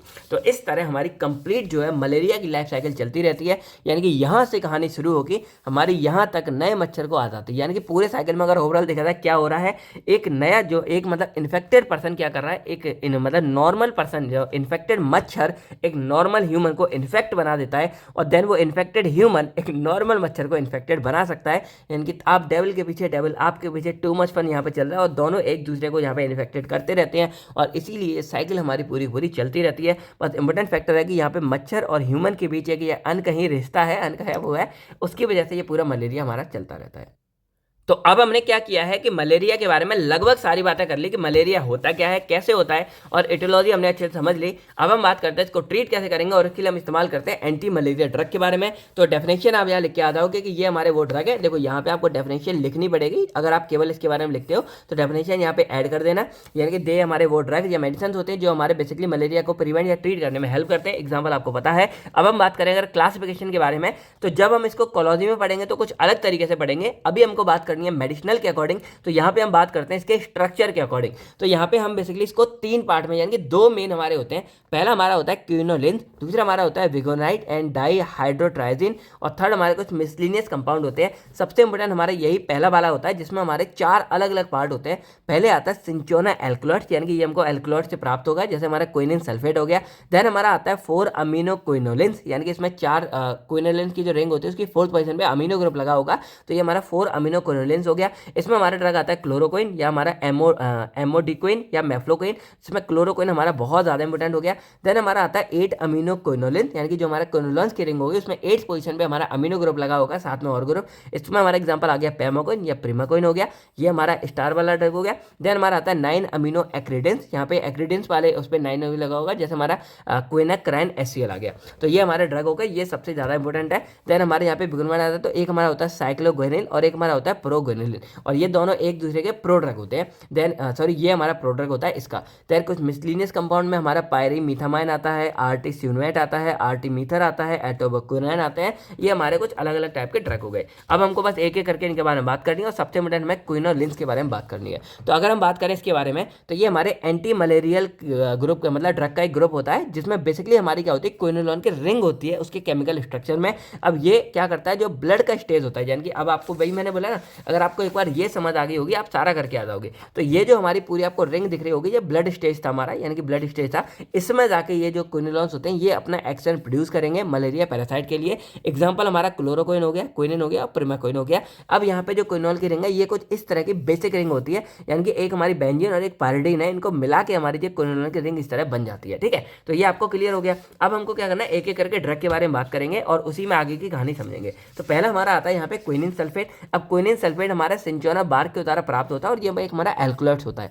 अब इसका स्ट्रक्चर इस तरह का, देखो सभी के स्ट्रक्चर थोड़े आपको कॉम्प्लिकेटेड मिलेंगे पर कुछ कुछ आपको याद करने पड़ेंगे। अब जैसे क्विनिन सल्फेट है तो ये रिंग आपको सेम दिख रही होगी जो हमारे क्विनिलिन की है, और यहाँ पे हमारे एक मिथॉक्सी ग्रुप लग गया और ये पूरा हमारा एक ग्रुप जुड़ा हुआ है, इसको आप याद कर लेना। अब ये करेगा क्या, तो हीम डिटॉक्सिफिकेशन, देखो इसका जो काम है ना वो मैं आपको आगे बता दूंगा जब हम बात करेंगे क्लोरोक्विन के बारे में, इसमें हम डिटेल में समझने वाले हैं। देन यूजेज अगर देखा जाए तो ये सीवर जो मलेरिया होता है, जैसे जो हमारा सबसे मोस्ट कॉमन है फाल्सीफेरम वाला, उसके थ्रू होता है तब हम इसका इस्तेमाल करते हैं। इसके अलावा नाइट लैब क्रैम्प, यानी कि जो हमारे कभी कभी रातों में क्रैम्प वगैरह पड़ जाते हैं, दर्द होता है या हाथ पैर से होता है, उनमें इस्तेमाल करते हैं। और जो माइल्ड एंटीपायरेटिक एंड एनाल्जेसिक, यानी कि थोड़ी बहुत जो हमारी क्वांटिटी होती है क्विनिन में वो हमारी फीवर के लिए और पेन के लिए भी इस्तेमाल होती है। ये हमारा क्विनिन सल्फेट हो गया, कम ही आता है। मेन हमारा आता है क्लोरोक्विन जो एक हमारा स्टार वाला ड्रग है, तो इसके बारे में हम अच्छे से बात करते हैं। तो ये हमारा एक most commonly use quinoline anti malaria drug है, यानी कि सबसे ज़्यादा इस्तेमाल किया जाता है और ये हमारा बिलोंग करता है 4 अमीनो क्विनोलिन पे। यानी कि जो मैंने आपको याद दिखाया था कि एक हमारा 8 होता है एक 4 होता है, अंतर आपको भी समझ आ जाएगा। तो ये जो हमारा क्लोरोक्विन है ये हमारा 4 अमीनो क्विनोलिन में मतलब पूरा वेरी करता है। अब ये पूरा स्ट्रक्चर आपको दिख रहा होगा जो मैंने जनरल बताया था कि ये हमारे क्विनोलिन की रिंग होती है। अब हमने क्या किया, यहाँ पे क्लोरो ग्रुप जोड़ दिया। अब इसकी नंबरिंग देखो कैसे होती है, यहाँ से होती है 1 2 3 4 5 6 7 और 8, और इसीलिए इसका नाम क्या है 4, क्योंकि फोर्थ पोजीशन पे एक हमारा अमीनो ग्रुप लगा हुआ है, इसीलिए ये किसमें होता है हमारा 4 अमीनो और बाकी का हमारा क्विनोलिन्स होता है। ठीक है, 4 अमीनो क्विनोलिन्स हो गया। अब यहाँ पे इसका मैकेनिज्म एक्शन जानते हैं। वैसे अगर इस स्ट्रक्चर के बारे में बात की जाए तो यहाँ पे एक हमारा पूरा का पूरा ग्रुप आपको दिख रहा होगा और ये लॉन्ग हमारी चेन होती है, इसकी वजह से ये हाइड्रोफिलिक, और इसको बोल सकते हैं कि डाई एल्काइल, यानी कि इसको एल्का बोल सकते हैं, डाई एल्काइल, पूरा अमीनो ये पूरा लगा होता है पूरा ग्रुप। अब 1 2 3 4 5 इस तरह, यानी कि हाईली लाइपोफिलिक हो जाता है। तो एक दो बार इसको बना के देख लेना क्योंकि ये आपके लिए बहुत जरूरी होता है। अब यहाँ पे क्या करेंगे, हम इसके मैकेनिज्म को समझते हैं कि ये हमारा काम कैसे करता है। सबसे पहले हम लेते हैं मलेरिया पैरासाइट, यानी कि मान लो कोई बीमारी है और ये करता क्या है, क्योंकि हमें ये पता होना चाहिए। तो मलेरिया पैरासाइट क्या करेगा, जैसे हमारी ह्यूमन है इसके अंदर एंट्री कर जाएगा, तो डाइजेस्ट दी होस्ट सेल, मतलब एंट्री करके और सारा कुछ करके हमारे आरबीसी में पहुंच गया, क्योंकि ब्लड स्टेज के बारे में हमें समझना है। अब जैसे ही आरबीसी में पहुंच गया, वहां पे जो मैंने बोला कि जो रिंग फॉर्म है उसमें क्या करता है, हीमोग्लोबिन के साथ उसका मतलब कुछ लेना देना चलता है, वो समझते हैं। तो ये क्या करेगा, जो डाइजेस्ट करता है होस्ट सेल के हीमोग्लोबिन को, जिससे इसेंशियल अमीनो एसिड मिल पाए। मैं आपको यहाँ समझाता हूँ, ये हमारा आरबीसी है, ये हमारा हीमोग्लोबिन है। हीमोग्लोबिन दो पार्ट से मिलकर बना होता है, एक हमारा हीम पार्ट है, एक हमारा ग्लोबिन पार्ट है। तो यहाँ पे क्या करेगा कि ये जो हमारा मलेरिया पैरासाइट है, जो हमारे पैरासाइट मतलब जो हमारे प्लाज्मोडियम पैरासाइट स्पीसीज है, वो क्या करते हैं कि वो जो हीमोग्लोबिन ग्लोबिन वाला पार्ट है इसको यूटिलाइज करते हैं मलेरिया पैरासाइट, और यूटिलाइज करके क्या करेंगे, अपने लिए अमीनो एसिड फॉर्म करते हैं। किससे करते हैं, ग्लोबिन का यूज करके अपने लिए अमीनो एसिड को यहाँ पे फॉर्म करते हैं। ठीक है, इसके बाद क्या होगा, जब ये ग्लोबिन को अपने लिए यूज कर दे रहे हैं तो क्या बच रहा है, केवल हीम बच रहा है, और हीम लार्ज क्वांटिटी में बचता है, यानी कि यहाँ पे क्या release large quantity of haem.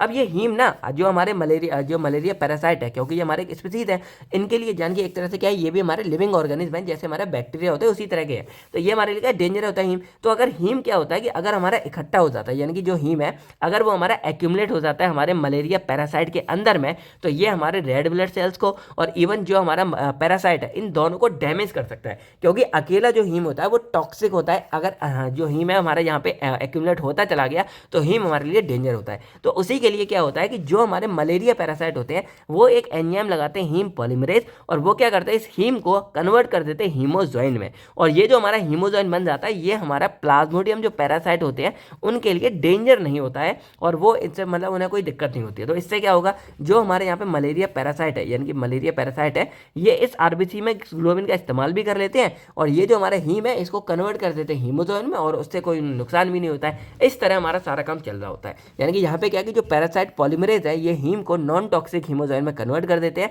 और इससे पैरासाइट पे कोई नुकसान नहीं है, और वो हमारी बॉडी के ऐसे ही आरबीसी को डैमेज करते रहते हैं, यानी कि यहाँ करेंगे और ये पूरी साइकिल चलाते रहते हैं। अब हम क्या करते हैं, हम यहाँ पे देते हैं ड्रग अपने एंटी मलेरियल के अंदर क्विनोलिन्स वाले, और इनका काम क्या होता है, इसमें हमारे 4 ड्रग बेसिकली आते हैं। पहला आता है क्विनिन, दूसरा आता है क्लोरोक्विन, तीसरा आता है एमोडिक्विन, और चौथा आता है मेफ्लोक्विन। इन चारों का मैकेनिज्म हमारे ये सेम रहेगा।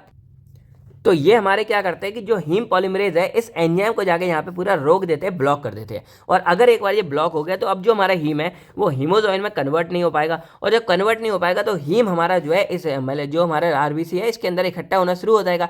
और हीम मैंने क्या बोला कि ये हमारा जब एक्यूमुलेट हो जाता है तो बहुत ज़्यादा डेंजर होता है। तो जब ये हमारा इकट्ठा हो जाएगा तो जो मलेरिया पैरासाइट है वो इस हीम की वजह से क्या होगा, मर जाता है, और यही बेसिकली काम है कि यहाँ पे कन्वर्जन रुक जाता है। तो हमारे टॉक्सिक जो हीम है वो एक्यूमुलेट होना शुरू हो जाएगा, और इस हीम की वजह से से क्या होता है कि हमारा पैरासाइट यहाँ पे जो है मर जाता है, हमारा वो वाला सेल भी खत्म हो जाता है। लेकिन हमें फायदा क्या, मान लो ये सेल तो वैसे भी इसमें मेरिजोइट्स बन गए थे, तो सेल हमारा खत्म हो जाएगा, लेकिन फायदा क्या कि अब ये हमारे नए आरबीसी को अपना शिकार नहीं बना पाएगा। तो इस तरह हम यहाँ पे यहीं के यहीं इसको रोक देते हैं। तो ये हमारा पूरा का पूरा काम करता है ब्लड स्टेज पे। और ये हमारा हो गया क्लोरोक्विन के बारे में, ये पूरा आपको यहाँ पे समझ आ रहा होगा। अब नेक्स्ट हम बात करते हैं सिंथेसिस ऑफ क्लोरोक्विन के बारे में। तो इसको बनाएंगे कैसे, तो हमें सिंपल यहाँ पे लेना है 4,7 डाइक्लोरोक्विनोलिन, यानी कि पहले जो हमारी रिंग होती है उसके साथ हम यहाँ पे क्लोरीन की रिएक्शन कराएंगे, क्लोरीनेशन। तो एक क्लोरीन हमारे यहाँ जुड़ जाएगा, एक यहाँ जुड़ जाएगा, और हमारा बन जाता है 4,7 डाइक्लोरोक्विनोलिन, ये बन गया। अब इसके बाद क्या करना है, हमें इसकी रिएक्शन करानी, डायरेक्टली हम करा देते हैं। जो हमको बनाना है 4 amino 1 di ethyl amino pentane के साथ में, यानी कि यहाँ पे क्या है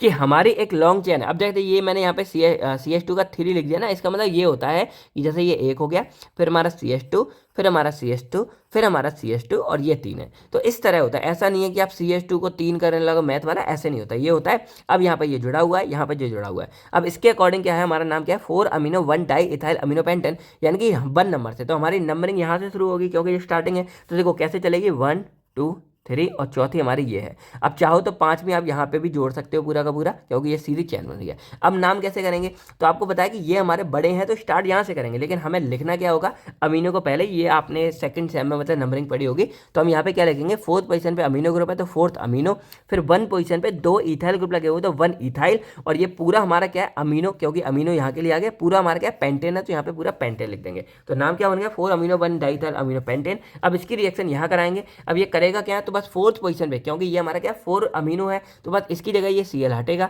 Cl हटेगा तो यहाँ से जो NH है वो यहाँ जुड़ेगा, और एक H हमारा यहाँ से हटेगा, तो यहाँ पे क्या हो जाएगा, माइनस हो जाता है हमारा HCl पूरा का पूरा, और ये NH यहाँ जुड़ जाएगा। यानी कि देखो ये हमारा एज इट इज सेम है, ये NH हमारा यहाँ जुड़ गया पूरा, यानी CH CH3, और यहाँ पे CH2 एक CH2 और आएगा जो मैं यहाँ पे मिस कर गया हूँ, तो ये हमारा CH2 आएगा, यानी कि 3 हमारे यहाँ पे रहते हैं। उसके बाद हमारा N आएगा, और ये हमारे यहाँ बन जाएंगे। तो ये जो हमारा बन के तैयार होता है, इसको हम यहाँ पे क्या बोलेंगे, क्लोरोक्विन बोल देते हैं। कोई ज़्यादा टफ नहीं थी, बहुत ही सिंपल इसकी मतलब सिंथेसिस थी, और मैकेनिक्स थोड़ा कॉम्प्लिकेटेड है, लेकिन मैंने आपको समझा दिया, तो ये भी कुछ ज़्यादा टफ नहीं है। यूजेस के बारे में बात करें तो ये मलेरिया के केस में सबसे ज़्यादा इस्तेमाल किया जाता है। इसके अलावा इसकी थोड़ी बहुत जो एक्शन है वो एंटी इन्फ्लामेटरी भी होती है, तो ये जो रिमेटॉइड आर्थराइटिस है इसमें भी हम इसका इस्तेमाल करते हैं। सेकेंड हमारा आता है एमोडिक्विन। अब इसका स्ट्रक्चर आपको देखना है, बाकी बस यहाँ पे रेजिस्टेंस मलेरिया होते हैं, यानी कि जैसे मान लो कुछ जगह ऐसी यहाँ पे क्लोरोक्विन अपना काम नहीं कर पा रहा है, उस जगह पे हम जो है एमोडिक्विन इस्तेमाल करेंगे। मैकेनिज्म हमारा सेम रहेगा जो हमने जनरल वाला देखा था, बस इस्तेमाल कब करेंगे, जब जहाँ पे मान लो किसी को क्लोरोक्विन है उसकी आदत पड़ गई है, तो हम यहाँ पे इस्तेमाल करेंगे एमोडिक्विन का, बस इसमें इस्तेमाल होगा। ये आप देख रहे हो थोड़ा और कॉम्प्लिकेटेड स्ट्रक्चर हमारा इसका हो जाता है। देन हमारा मेफ्लोक्विन आता है, ये हमारा एक सिंथेटिक क्विनोलिन होता है, और ये भी हम रेजिस्टेंस मलेरिया में इस्तेमाल करेंगे। जब नॉर्मल हमारे ये काम नहीं करेगा क्लोरोक्विन, देन हम इसका इस्तेमाल करेंगे। ये ब्लड स्टेज में ही काम करेगा और पैरासाइट ग्रोथ को इनहिबिट करेगा, और रेजिस्टेंस मलेरिया में इस्तेमाल होता है। इसके बाद यानी कि ये आपको दिख रहे होंगे 4 हमने यहाँ पे ड्रग देख लिए। अब हम बात करते हैं पेमाक्विन के बारे में। अब देखो यहाँ पे जो आपको क्लासिफिकेशन मैंने दिखाई थी, इसमें जो क्विनिन सल्फेट, क्लोरोक्विन, एम्लोक्विन, मेफ्लो, ये चारों का सेम था, लेकिन ये जो हमारे पेमाक्विन और प्रिमाक्विन थे, इनका जो मैकेनिज्म ऑफ एक्शन है वो हमारा थोड़ा सा अलग रहता है, उसके बारे में बात करते हैं। तो अगर हम बात करें पेमाक्विन के बारे में, तो ये हमारा होता है इट इज 8 अमीनो क्विनोलिन, यानी कि जैसे हमारी ये क्विनोलिन का पूरा जनरल बेसिक रिंग थी, अब वहां पे क्या हो रहा था कि इस जगह पे हमारा अमीनो लगा था, लेकिन यहाँ पे क्या है कि इस जगह पे हमारा अमीनो लगा है जो हमारी 8 पोजीशन पर, यानी कि 1 2 3 4 5 6 7, और ये हमारा 8 था, यानी कि 8 पोजीशन पे ये हमारा लगा है। अब ग्रुप हमारा सेम है, अगर आप देखोगे 1 2 3 4 5 पेंटेन है, 4th पोजीशन पे हमारा अमीनो है, 1 पोजीशन पे हमारा डाई इथाइल और अमीनो है। तो ये ग्रुप हमारा बिल्कुल सेम लगा जो उधर लगा था, बस वहां पे हमारा 4th पोजीशन पे था, और यहाँ पे हमारा 8th पोजीशन पे, इतना हमारा फर्क हो गया, बाकी सब सेम है। अब ये कैसे काम करता है, तो जो हमारे पहले वाला फंडा था, यानी कि 4 अमीनो वाले थे, वो हमारे इस वाले ब्लड स्टेज में काम कर रहे थे, लेकिन जो हमारे ये पेमाक्विन है, ये हमारे 8 अमीनो के अंदर आते हैं, यानी कि पेमाक्विन एंड प्रिमाक्विन, तो ये 8 के अंदर आते हैं। तो ये हमारी जो लीवर वाली स्टेज थी, इस लीवर वाले स्टेज में अपना एक्शन प्रोड्यूस करते हैं, यानी कि क्या है कि it is one of the early drug use for radical cure of drug, यानी कि पहले क्या हो रहा था, पहले जमाने में जो मलेरिया था उसके लिए हम जो है इसी पेमाक्विन का इस्तेमाल करते थे, लेकिन अब क्या हुआ कि इसकी टॉक्सिसिटी ज़्यादा है, यानी कि ये हमारी बॉडी में नुकसान ज़्यादा करता है। ये रीज़न है कि आजकल हम इसको इस्तेमाल नहीं कर रहे हैं, और इसकी जगह हम प्रिमाक्विन को इस्तेमाल करते हैं, लेकिन ये हमारा रेडिकल क्योर देता है। रेडिकल क्योर का मतलब क्या होता है, जड़ से मलेरिया को हमारी बॉडी से खत्म करना, ये हमारा होता है रेडिकल क्योर, यानी कि जड़ से खत्म कर देता है। तो ये पेमाक्विन के बारे में ये स्ट्रक्चर हो गया। अब स्ट्रक्चर में क्या है, तो इसमें क्विनोलिन की रिंग है, ये हमको यहाँ पे दिख रही थी। इसके बाद अमीनो ग्रुप हमारा 4th पोजीशन पे है, और इसी के साथ अमीनो के साथ में हमारी हमारी साइड चेन पूरी पूरी लगी हुई है। अब मैकेनिक समझते हैं कि ये काम कैसे करता है, तो इसका भी थोड़ा इंटरेस्टिंग क्या है कि ये लीवर स्टेज में काम करेगा, यानी कि जो हमारे ये लीवर वाला फंडा इसमें काम करेगा। कैसे करता है, तो हम सबसे पहले पेमाकोइन को देंगे, पेमाकोइन हमारा ब्लड के थ्रू जाएगा और ब्लड के थ्रू क्या करेगा, हमारे लीवर सेल्स के पास पहुंच जाता है। अब लीवर सेल्स में जब पहुंच जाएगा तो लीवर के अंदर अब देखो दो बातें हो गई, एक तो हमारा पेमाकोइन हो गया जो ड्रग है, और एक हमारा क्या है जो पैरासाइट है जो ऑलरेडी प्रेजेंट था। और ये पैरासाइट जो हमारा था वो क्या कर रहा था, इन्फेक्ट कर रहा था हमारे लीवर को। तो पैरासाइट को हम क्या करेंगे, यहाँ पकड़ेंगे और ये ड्रग क्या करेगा, पैरासाइट के साथ जाके क्या करेगा, अपना एक्शन प्रोड्यूस करेगा। तो अब ये करता क्या है कि पैरासाइट के अंदर मतलब प्रोड्यूस करता है रिएक्टिव ऑक्सीजन स्पीसीज, या बोल सकते हैं फ्री रेडिकल, यानी कि पैरासाइट के अंदर जैसे ही जाएगा ये हमारे फ्री रेडिकल्स के अंदर चला जाता है। और फ्री रेडिकल का मतलब क्या होता है कि वो ऑक्सीडेशन कराता है बहुत ज़्यादा हाई लेवल पे, यानी कि फ्री रेडिकल हमारे बेसिकली ऑक्सीडेटिव स्पीसीज होती है जो ऑक्सीडेशन कराते हैं, और इसीलिए इनको शॉर्ट में रिएक्टिव ऑक्सीजन स्पीसीज यानी कि ROS भी बोलते हैं। तो अब क्या होगा, जो पेमाकोइन था वो हमारे लीवर सेल्स में पहुंच गया, वहां पे ऑलरेडी हमारे जो पैरासाइट था मलेरिया वाला वो प्रेजेंट था। अब ये क्या करेंगे, ये हमारे जो पैरासाइट था उसके जो माइटोकॉन्ड्रिया वाला फंक्शन होता है उसमें जाके इंटरफेरेंस करेगा। और उस इंटरफेरेंस की वजह से क्या होगा कि ये जो हमारा माइटोकॉन्ड्रिया था, जो हमारा इसके अंदर माइटोकॉन्ड्रिया था, इस माइटोकॉन्ड्रिया के साथ इंटरफेरेंस करके उसके अंदर फ्री रेडिकल जनरेट करके, और जो हमारा पूरा का पूरा कंटेंट था यानी कि मलेरिया का था, इसको डैमेज करेगा। इसकी वजह से बाकी सब हमारा डैमेज हो जाएगा, यानी कि जो पैरासाइट के सेल कंपोनेंट अंदर का उन सब में डैमेज करेगा, उसके DNA RNA को सब में डैमेज कर देगा, प्रोटीन सिंथेसिस रुक जाएगी, यानी कि ओवरऑल सेल के अंदर जाके सेल को पूरा डैमेज कर रहा है, किसकी मदद से, फ्री रेडिकल की मदद से। और जब पूरा पैरासाइट डैमेज हो जाएगा तो इससे जो पैरासाइट है उसकी डेथ हो जाती है, यानी कि lead to death of parasite. यानी कि ये हमारा बेसिकली इफेक्टिव होता है एक्सो, या इसको प्री एरिथ्रोसाइटिक फॉर्म में बोलेंगे, यानी कि इस वाली साइकिल में। और काम कैसे करता है, रिवाइज किया जाए तो बस बॉडी के अंदर जाएगा, जाके जो इन्फेक्टेड लीवर सेल्स उसके अंदर चला जाएगा, वहाँ जो ऑलरेडी पैरासाइट मलेरिया के प्रेजेंट होते हैं जो स्पीसीज है माइक्रो ऑर्गेनिज्म है, उसमें जाएगा, उनका जो माइटोकॉन्ड्रिया उनके साथ रिएक्ट करेगा, डैमेज करेगा, उनके DNA RNA को डैमेज करेगा। कैसे करेगा, फ्री रेडिकल बना के, यानी कि ROS बना के, और इससे जो पैरासाइट है उसके सेलुलर कंपोनेंट पूरा डैमेज हो जाएगा, और बाद में जो पैरासाइट है वो यहाँ पे मर जाता है। और यही रीजन था कि ये जो पेमाकोइन था ये काफी ज्यादा इफेक्टिव माना जाता था, और पहले रेडिकल क्योर यानी कि जड़ से मलेरिया को खत्म करने के लिए इस्तेमाल किया जाता था। बस इसका यूजेज देखा था, use in malaria, prevention of relapse, यानी कि ये उसमें भी हेल्प करता है कि दोबारा मलेरिया ना आ जाए। जैसे ये जो है हमारा क्लोरोक्विन वगैरह है, इसमें ये इधर डैमेज कर देगा हीम को, यानी कि एक तरह से क्या है, यहाँ पे कन्वर्जन रोक रहा है, हीम इकट्ठा हो रहा है, मार रहा है। लेकिन जो और हमारे नए नए यहाँ पे जो आ रहे थे वो हमारे आते रहेंगे, और हो सकता है कि इसको ठीक होने के बाद कुछ टाइम बाद दोबारा हमें मलेरिया होता है। लेकिन जो लीवर वाला है उसमें क्या है कि यहाँ पे जो जैसे हमारे पैरासाइट ने एंट्री ली है वो यहीं के यहीं उनको खत्म कर देता है। और इसका फायदा क्या है कि अब जो हमारा पैरासाइट है वो यहाँ पे अपने आप को ग्रोथ ही नहीं कर पा रहा है, यानी कि ग्रोथ नहीं कर पा रहा है। लेकिन जब तक लीवर ब्लड सेल में आता है तब तक वो अपने आप को ग्रोथ कर चुका होता है। इसीलिए जो क्लोरोक्विन है वो इफेक्टिव है, अच्छा काम करता है, लेकिन इतना नहीं है जितना हमारा पेमाक्विन होता है। ठीक है, तो ये मतलब रिलैप्स होने से हमें हेल्प करता है। इसके अलावा जो पहले हमारा यूज होता था रेडिकल क्योर ऑफ मलेरिया में, यानी कि मलेरिया को जड़ से खत्म करने के लिए। अब इसको बनाएंगे कैसे, जो हमारा पेमाक्विन है ये आखिरी हमारी सिंथेसिस है। इसमें हम यहाँ पे लेते हैं 4 मिथॉक्सी 2 नाइट्रोबेंजीन, जो मैंने बोला था कि यहाँ पे NH2 इधर ले लिया, यहाँ NO2 ले लिया, और यहाँ पे हमारा मिथॉक्सिल ग्रुप लगा हुआ है, तो ये लेंगे। और इसके साथ हम यहाँ पे रिएक्शन करा देते हैं, सिंपली जो हमारा हो जाएगा यहाँ पे नाइट्रोबेंजीन के साथ में। अब यहाँ पे देखो ये हमारा इस तरह होगा, अगर इसको लिखना चाहो ये हो गया, और यहाँ पे NO2 हमारा लगा हुआ है, या इसको नीचे कहीं भी लगा लो, यहाँ लगा लो, ये हमारा नाइट्रोबेंजीन हो जाता है। ठीक है, अब क्या करना है, बस हम इसकी यहाँ पे रिएक्शन कराएंगे, ये इसके साथ जुड़ जाएगा। अब जुड़ेगा तो क्या होगा, देखो यहाँ पे हमारा methoxy group as it is आ गया, ये हमारा NO2 एज इट इज आ गया, ये पूरा आ गया। अब जो N है वहाँ से ये C6H5 है हमारा इस तरह से पूरा यहाँ पे जुड़ना शुरू हो जाएगा, तो N में ये सिंपल हो जाएगा, यहाँ डबल बॉन्ड यहाँ आ जाएगा, और ये बाकी का NO2 और ये पूरा फंडा हमारा बाहर निकल जाता है, और हमारा क्या बन जाएगा 6 मिथॉक्सी 8 नाइट्रोक्विनोलिन बन जाएगा, ये बन जाएगा। अब हमको यहाँ पे क्या करना है, इसकी जगह NH2 लगाना है और पूरी साइकिल लगानी है, तो हम कराते हैं इसकी रिडक्शन। अब रिडक्शन में हम क्या जानते हैं अच्छे से कि हमें ऑक्सीजन निकाल देने हैं और हम यहाँ पे हाइड्रोजन ऐड कर देंगे। तो बस क्या होगा, पहले रिडक्शन वाला फंडा समझते हैं, ये पहले स्टेज में होता है, तो यहाँ पे NH2 बन जाता है, यानी कि यहाँ पे पैसे बनेगा हमारा NH2, यानी कि देखो ऊपर का सेम रहेगा, ये सेम रहेगा, और यहाँ पे O2 हट जाएगा और यहाँ पे NH2 बन जाता है। HBr के साथ कराएंगे तो ये हमारा बन जाता है रिडक्शन, ये हो गया। अब सेकंड हमारा होता है कि हम यहाँ पे रिएक्शन कराते हैं इसके साथ में, और जब पूरे इसके साथ हम रिएक्शन कराते हैं तो अब यहाँ पे क्या होता है कि यहाँ से Br हटेगा, यहाँ से एक हम जो NH2 हो गया था वो हमारा H हटेगा, और HBr बाहर निकल जाएगा, और ये जो पूरा CH है वो हमारा यहाँ जुड़ जाएगा। देखो CH, ये CH3, फिर यहाँ पे ये CH3 3 बार था जो मैंने लिखा, ये N है, और ये पूरा हमारे यहाँ पे बन के, और हमारा पेमाक्विन जो है बन के यहाँ पे तैयार हो जाता है। यानी कि ज़्यादा कुछ नहीं है, बस सिंपल क्या है कि पहले हमें रिंग जोड़नी है, तो ये हमारा पूरा साइक्लिक बन जाएगा, क्विनोन की रिंग बन जाएगी, यहाँ पे नाइट्रो ग्रुप है, यहाँ मिथॉक्सी ग्रुप है, कोई दिक्कत नहीं है। अब क्या करेंगे, इसके हम रिडक्शन कराएंगे, रिडक्शन में ये O2 हट जाएगा, यानी कि 2 ऑक्सीजन हटेगा, हाइड्रोजन जुड़ जाएगा, उसके बाद यहाँ पे ये जोड़ देंगे, हमारा पेमाक्विन बन के तैयार हो जाता है। अब हमारा इसका लास्ट ड्रग आता है प्रिमाक्विन। अब देखो प्रिमाक्विन भी हमारा 8 अमीनो क्विनोलिन्स होता है, यानी कि ये भी एंटी मलेरियल है और ये लीवर स्टेज में ही काम करेगा जैसे हमारा पामाक्विन करता है। अब यहाँ पे देखोगे पूरा सेम है हमारा, ये सेम है, यहाँ पे NH है और यहाँ पे साथ में CH3 और जो था सब कुछ हमारा सेम लगा हुआ है जैसे हमारा मेन स्ट्रक्चर होता है 8 अमीनो का। अब ये काम क्या करता है कि जो इसका मैकेनिज्म है वो हमारा सेम है, यानी कि जैसे ये करेगा बस आपको क्या करना है, यहाँ पैमाक्विन है। अब मैं यहाँ लिख देता हूँ जिससे आपको अगर आप लिख के आओगे लिख के आ जाओगे पैमाक्विन प्लस यहीं पे आपको जो है प्रिमाक्विन के बारे में लिख के आना है, यानी कि दोनों का जो मैकेनिज्म है वो आपके लिए सेम रहता है। तो अगर मान लो प्रिमाक्विन के ऊपर आ गया तब भी आप यही मैकेनिज्म यहाँ पे लिख के आ जाओगे। अब यूज वही है कि रेडिकल क्योर ऑफ मलेरिया, यानी कि जड़ से खत्म, यानी कि कंप्लीट एलिमिनेशन कर देता है मलेरिया पैरासाइट का, उसके लिए इस्तेमाल करते हैं और ये दोबारा मतलब मलेरिया होने से बचाता है। ये इसका मेन यूज हो गया। तो बस दोनों में लगभग सेम बात है, दोनों का सेम है। बस एक बात समझ लो कि प्रिमाक्विन को ज्यादा इस्तेमाल क्यों करता है एज कम्पेयर टू पैमाक्विन, क्योंकि पैमाक्विन नुकसानदायक था। क्यों था? तो जो पैमाक्विन है वो हीमोलाइटिक एनीमिया कॉज कर सकता है, यानी कि देखो यहाँ पे पूरा काम करेगा लेकिन यहाँ जाके हमारे जो आरबीसी उनको डिस्ट्रक्ट कर सकता है, यानी कि डैमेज कर सकता है। और अगर आरबीसी डैमेज हो गए तो हमें हीमोलाइटिक एनीमिया हो सकता है, तो ये कर सकता है। दूसरा क्या करता है मतलब जो हमारे G6PD डेफिशिएंसी है उसकी फुल फॉर्म आपको कमेंट सेक्शन में बतानी है। इसके अलावा ये मीथोग्लोबिनेमिया कर सकता है, यानी कि यहाँ पे क्या है कि जो हमारे ब्लड की ऑक्सीजन कैरिंग की कैपेसिटी होती है ना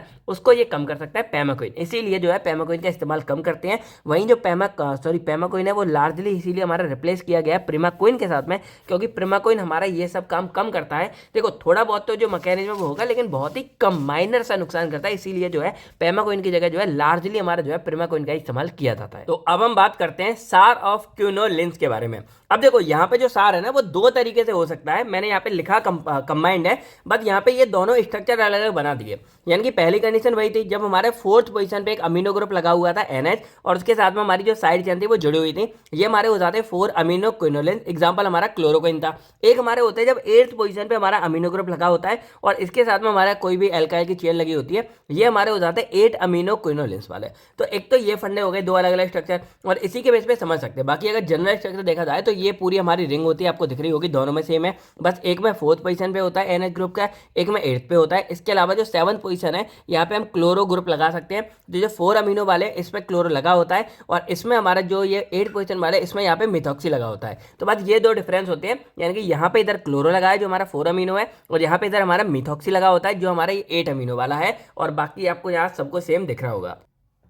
तो अब अगर देखा जाए कि हम भाई कहाँ कहाँ सब्स्टिट्यूशन कर सकते हैं और क्या बेसिकली सारा आएगा, तो यहाँ पे देखा जाए सब्स्टिट्यूशन कैन ऑकर्स एट, एक तो क्विनोलिन रिंग हो गई जो हमारी मेन ये रिंग हो गई, इसके अलावा पोजीशन 4th पे जो यहाँ पे दिख रही है, देन पोजीशन 8th पे। यानी कि अब ये मान लो बाई चांस सार में आपके लिए कोई स्पेशल आ गया, आपके सामने आया 4 अमीनो वाला, तो बस आपको क्या करना है ये वाला यहाँ पे हटा देना और ये 1 2 3 4 पॉइंट लिख के आ जाओगे, आपका 5-7 नंबर के अकॉर्डिंग हो जाएगा। देन यहाँ पे आती है साइड चेन, यानी कि इसको डाई एल्काइल अमीनो ग्रुप बोलते थे, जो यहाँ भी लगी हुई है सेम और यहाँ भी हमारी सेम ही लगी होती है, यानी कि वो तो कोई अलग नहीं होता। और लास्ट में हमारा आता है हेलोजन सब्स्टिट्यूशन। अब ये भी हमारा अलग है, जैसे मान लो अगर 4 अमीनो आता है तो हेलोजन वाला आ जाएगा, और अगर बाई चांस यहाँ पे आता है हमारा 8 अमीनो के ऊपर आता है तो यहाँ पे आपका आ जाएगा मीथॉक्सी ग्रुप। क्या आ जाएगा दोस्तों? मीथॉक्सी सब्स्टिट्यूशन आ जाएगा, दिख नहीं रहा था, ये है।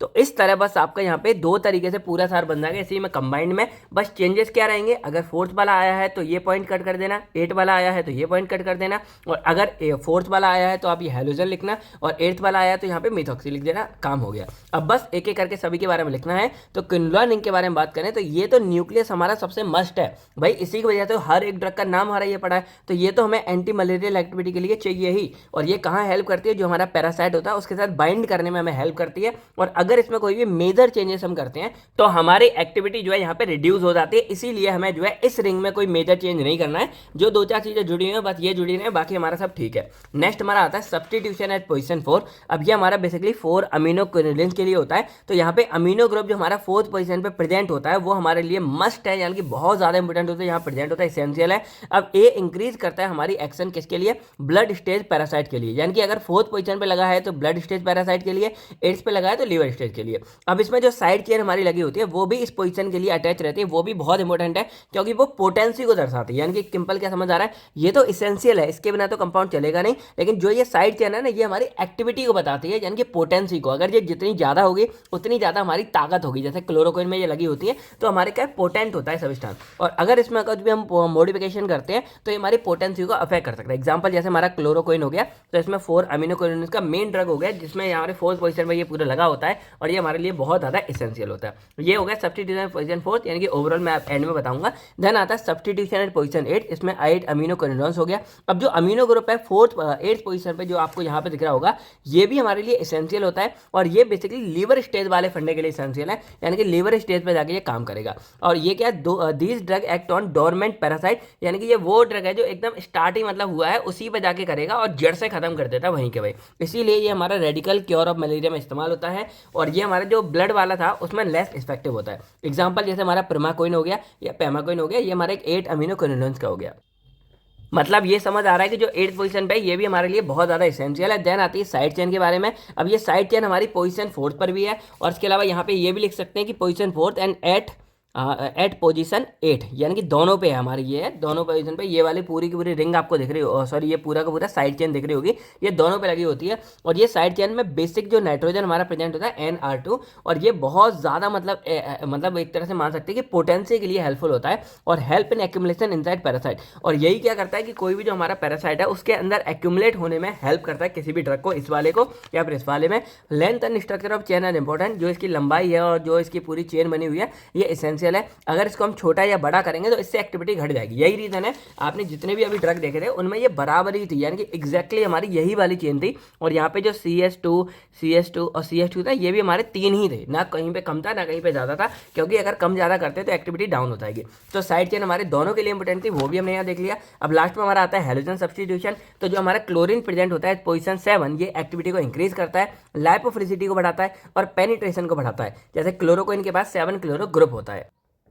अब यहाँ ये जो हमारा मिथॉक्सी ग्रुप होता है यहाँ पे दिख रहा होगा, ये हमारा इस 8 अमीनो वाले में होता है। मैंने लिख दिया भाई क्यों इसके साथ भेदभाव करें, तो ये भी हमारा इसेंशियल होता है हमारी एक्टिविटी एट पोजीशन 8 के लिए, ठीक है। तो इसका एग्जांपल हमारा प्रिमाकोइन हो गया, बस ये लिख देना, ये फॉर 8 अमीनो के लिए, फॉर 4 अमीनो के लिए, और ये दोनों इसेंशियल। अगर इसमें चेंज करेंगे तो एक्टिविटी डाउन हो जाएगी। तो देखो आपको देखने में लग रहा होगा कितना ज़्यादा कॉम्प्लिकेटेड है, लेकिन जब मैंने बनाया कितना सिंपल तरीके से आपको ये पूरा समझ आ गया और कितने सिंपल तरीके से आपको अंदर सारा कुछ मिल चुका है। अब अगर देखा जाए तो हमने जो हमारे एंटी मलेरियल वाले ड्रग थे उनकी लगभग सारी बातें कर ली हैं, यानी कि यहाँ पर ये पूरा क्विनोलोन का फंडा समझ लिया। अब ये वैसे आता भी नहीं है, अगर कभी आएगा तो यही आता है, और ये सबके बारे में सारी बातें हो गई, यानी कि आपका इसका सार भी हो गया, आपके जो सिंथेसिस वो भी हो गई, हर एक ड्रग का आपने स्ट्रक्चर भी देख लिया। अब हम एक लास्ट क्या करेंगे कि ये वाला है ना, इसको बस देख लेंगे, चेकआउट कर लेंगे क्या क्या होता है, पूरा डिटेल में नहीं जाएंगे। जैसे जो हमारा वेगोनाइट्स होता है जो इसमें दिया गया है, ये एक एंटी मलेरियल ड्रग होता है और ये क्या करता है, जो फॉलिक एसिड सिंथेसिस है, जैसे हमारा पैरासाइट है तो पैरासाइट भी एक जीव है और ये क्या करेगा, आगे ग्रोथ करेगा, इसमें भी DNA RNA सब कुछ होता है। तो वहीं पे ना एक फॉलिक एसिड होता है जो न्यूक्लियोटाइड के बेस बनाते हैं, ये सब डीप में कभी और बात करूंगा, बस ये मानो कि फॉलिक एसिड बनता है। तो यहाँ पे क्या करते हैं कि ये जो हमारा बिगोनाइटिस का मेन ड्रग होता है प्रोगेनिलिन है, ये क्या करेगा हमारा, वैसे तो ये हमारा एक प्रोड्रग होता है जो बिगोनाइट की फॉर्म में, तो ये क्या करेगा, जैसे ही हमारा ये जाएगा बॉडी के अंदर में, ये अपने एक्टिव मेटाबोलाइट्स में कन्वर्ट हो जाएगा, यानी कि साइक्लोग्विनिन में कन्वर्ट हो जाएगा। और उसके बाद ये क्या करेगा, जो डाई हाइड्रोफोलेट रिडक्टेज है यानी कि DH वाला, इसको रिड्यूस करेगा। और ये क्या करता है, ये हमारा हेल्प करता है फॉलिक एसिड बनाने में। तो जब ये हो जाएगा तो इसके क्या होगा, हमारा फॉलिक एसिड नहीं बनेगा, और जब फॉलिक एसिड नहीं बनेगा तो इसकी वजह से क्या है, जो DNA सिंथेसिस है वो हमारी रुक जाएगी। DNA नहीं बनेगा तो पूरा का पूरा जो हमारा ड्रग सॉरी पैरासाइट का जो जीव है, पूरा पैरासाइट है, वो हमारे यहाँ पे रुक जाता है, ग्रोथ नहीं कर पाता, इस तरह काम करता है। फिर जो हमारा बिगोनाइट था, इसके साथ में हमारा डाईहाइड्रोट्राइजीन थे, ये भी हमारे एंटी मलेरियल ड्रग होते हैं और ये बिगोनाइट की तरह ही काम करते हैं, एंटीफोलेंट एजेंट की तरह पे। बस देखो कुछ है नहीं, फर्क क्या है यहाँ पे कि जो साइक्लोगोनिल है ये एक्टिव फॉर्म होता है प्रोगेनिलिन का, यानी कि प्रोगेनिलिन हम बेसिकली स्टार्टिंग में देते हैं और बॉडी में जाके ये हमारा एक्टिव होता है, और जो साइक्लोगोनिल है ये एक्टिव फॉर्म ऑलरेडी है, और यानी कि इसको दो मैकेनिज्म हमारा सेम ही रहने वाला है, वही होता है। यहाँ पे स्ट्रक्चर आप देख सकते हो, ये हमारा प्रोगेनिलिन का है और ये हमारा साइक्लोगोनिलिन का है, यानी कि ये थोड़ा इस तरह का था, तो इसको यहाँ पे पूरा थोड़ा वैसा बना दिया कि ये इजीली हमारा एंट्री कर सके। तो ये दोनों हमारे इसके ड्रग हो गए। अब जो आखिरी का हमारे मिसलिनियस आते हैं, तो मैंने कुछ नहीं बस एक एक लाइन सबके बारे में लिख दिया कि अगर बाई चांस आता है आप टच करके आ सकते हो कि ये हमारा क्या होता है। तो जो हमारा यहाँ पे पायरीमिथासिन है, ये तो वही काम करेगा, डाईहाइड्रोफोलेट रिडक्टेज एंजाइम को ब्लॉक करेगा, DNA सिंथेसिस को रोकेगा। इसके बाद जो आर्टिसिनेट है, ये पैरासाइट को किल करता है, कैसे, फ्री रेडिकल बना के। और फ्री रेडिकल वाला फंडा आपको याद होगा, जो हमारे लीवर प्रिमाकोइन था वो फ्री रेडिकल बना रहा था। इसके बाद हमारा आर्टिमेथर आता है, ये पैरासाइट को फ्री रेडिकल करेगा, यानी कि सेम हो गया। फिर हमारा एटोबोक्विन आता है, ये जो माइटोकॉन्ड्रियल इलेक्ट्रॉन ट्रांसपोर्ट था उसमें चेंज करेगा, यानी कि माइटोकॉन्ड्रिया को जाके डैमेज करेगा। तो इस तरह ये पूरे हमारे चारों के चारों काम करते हैं, यानी कि जो आपने अंदर पढ़े थे उन्हीं के बारे में लगभग सारी बातें होती हैं। तो अब अगर देखा जाए हमने एंटी मलेरिया ड्रग को कंप्लीटली यहाँ पे कवर कर लिया है, यानी कि अब अगर आपको समझ आ गया होगा कि एंटी मलेरिया ड्रग क्या होता है, तो भाई फटाफट जाओ और एंटी मलेरिया को डिफाइन करो। बाकी जो मैंने आपसे एक फुल फॉर्म पूछी है वो भी आपको कमेंट सेक्शन में बतानी है।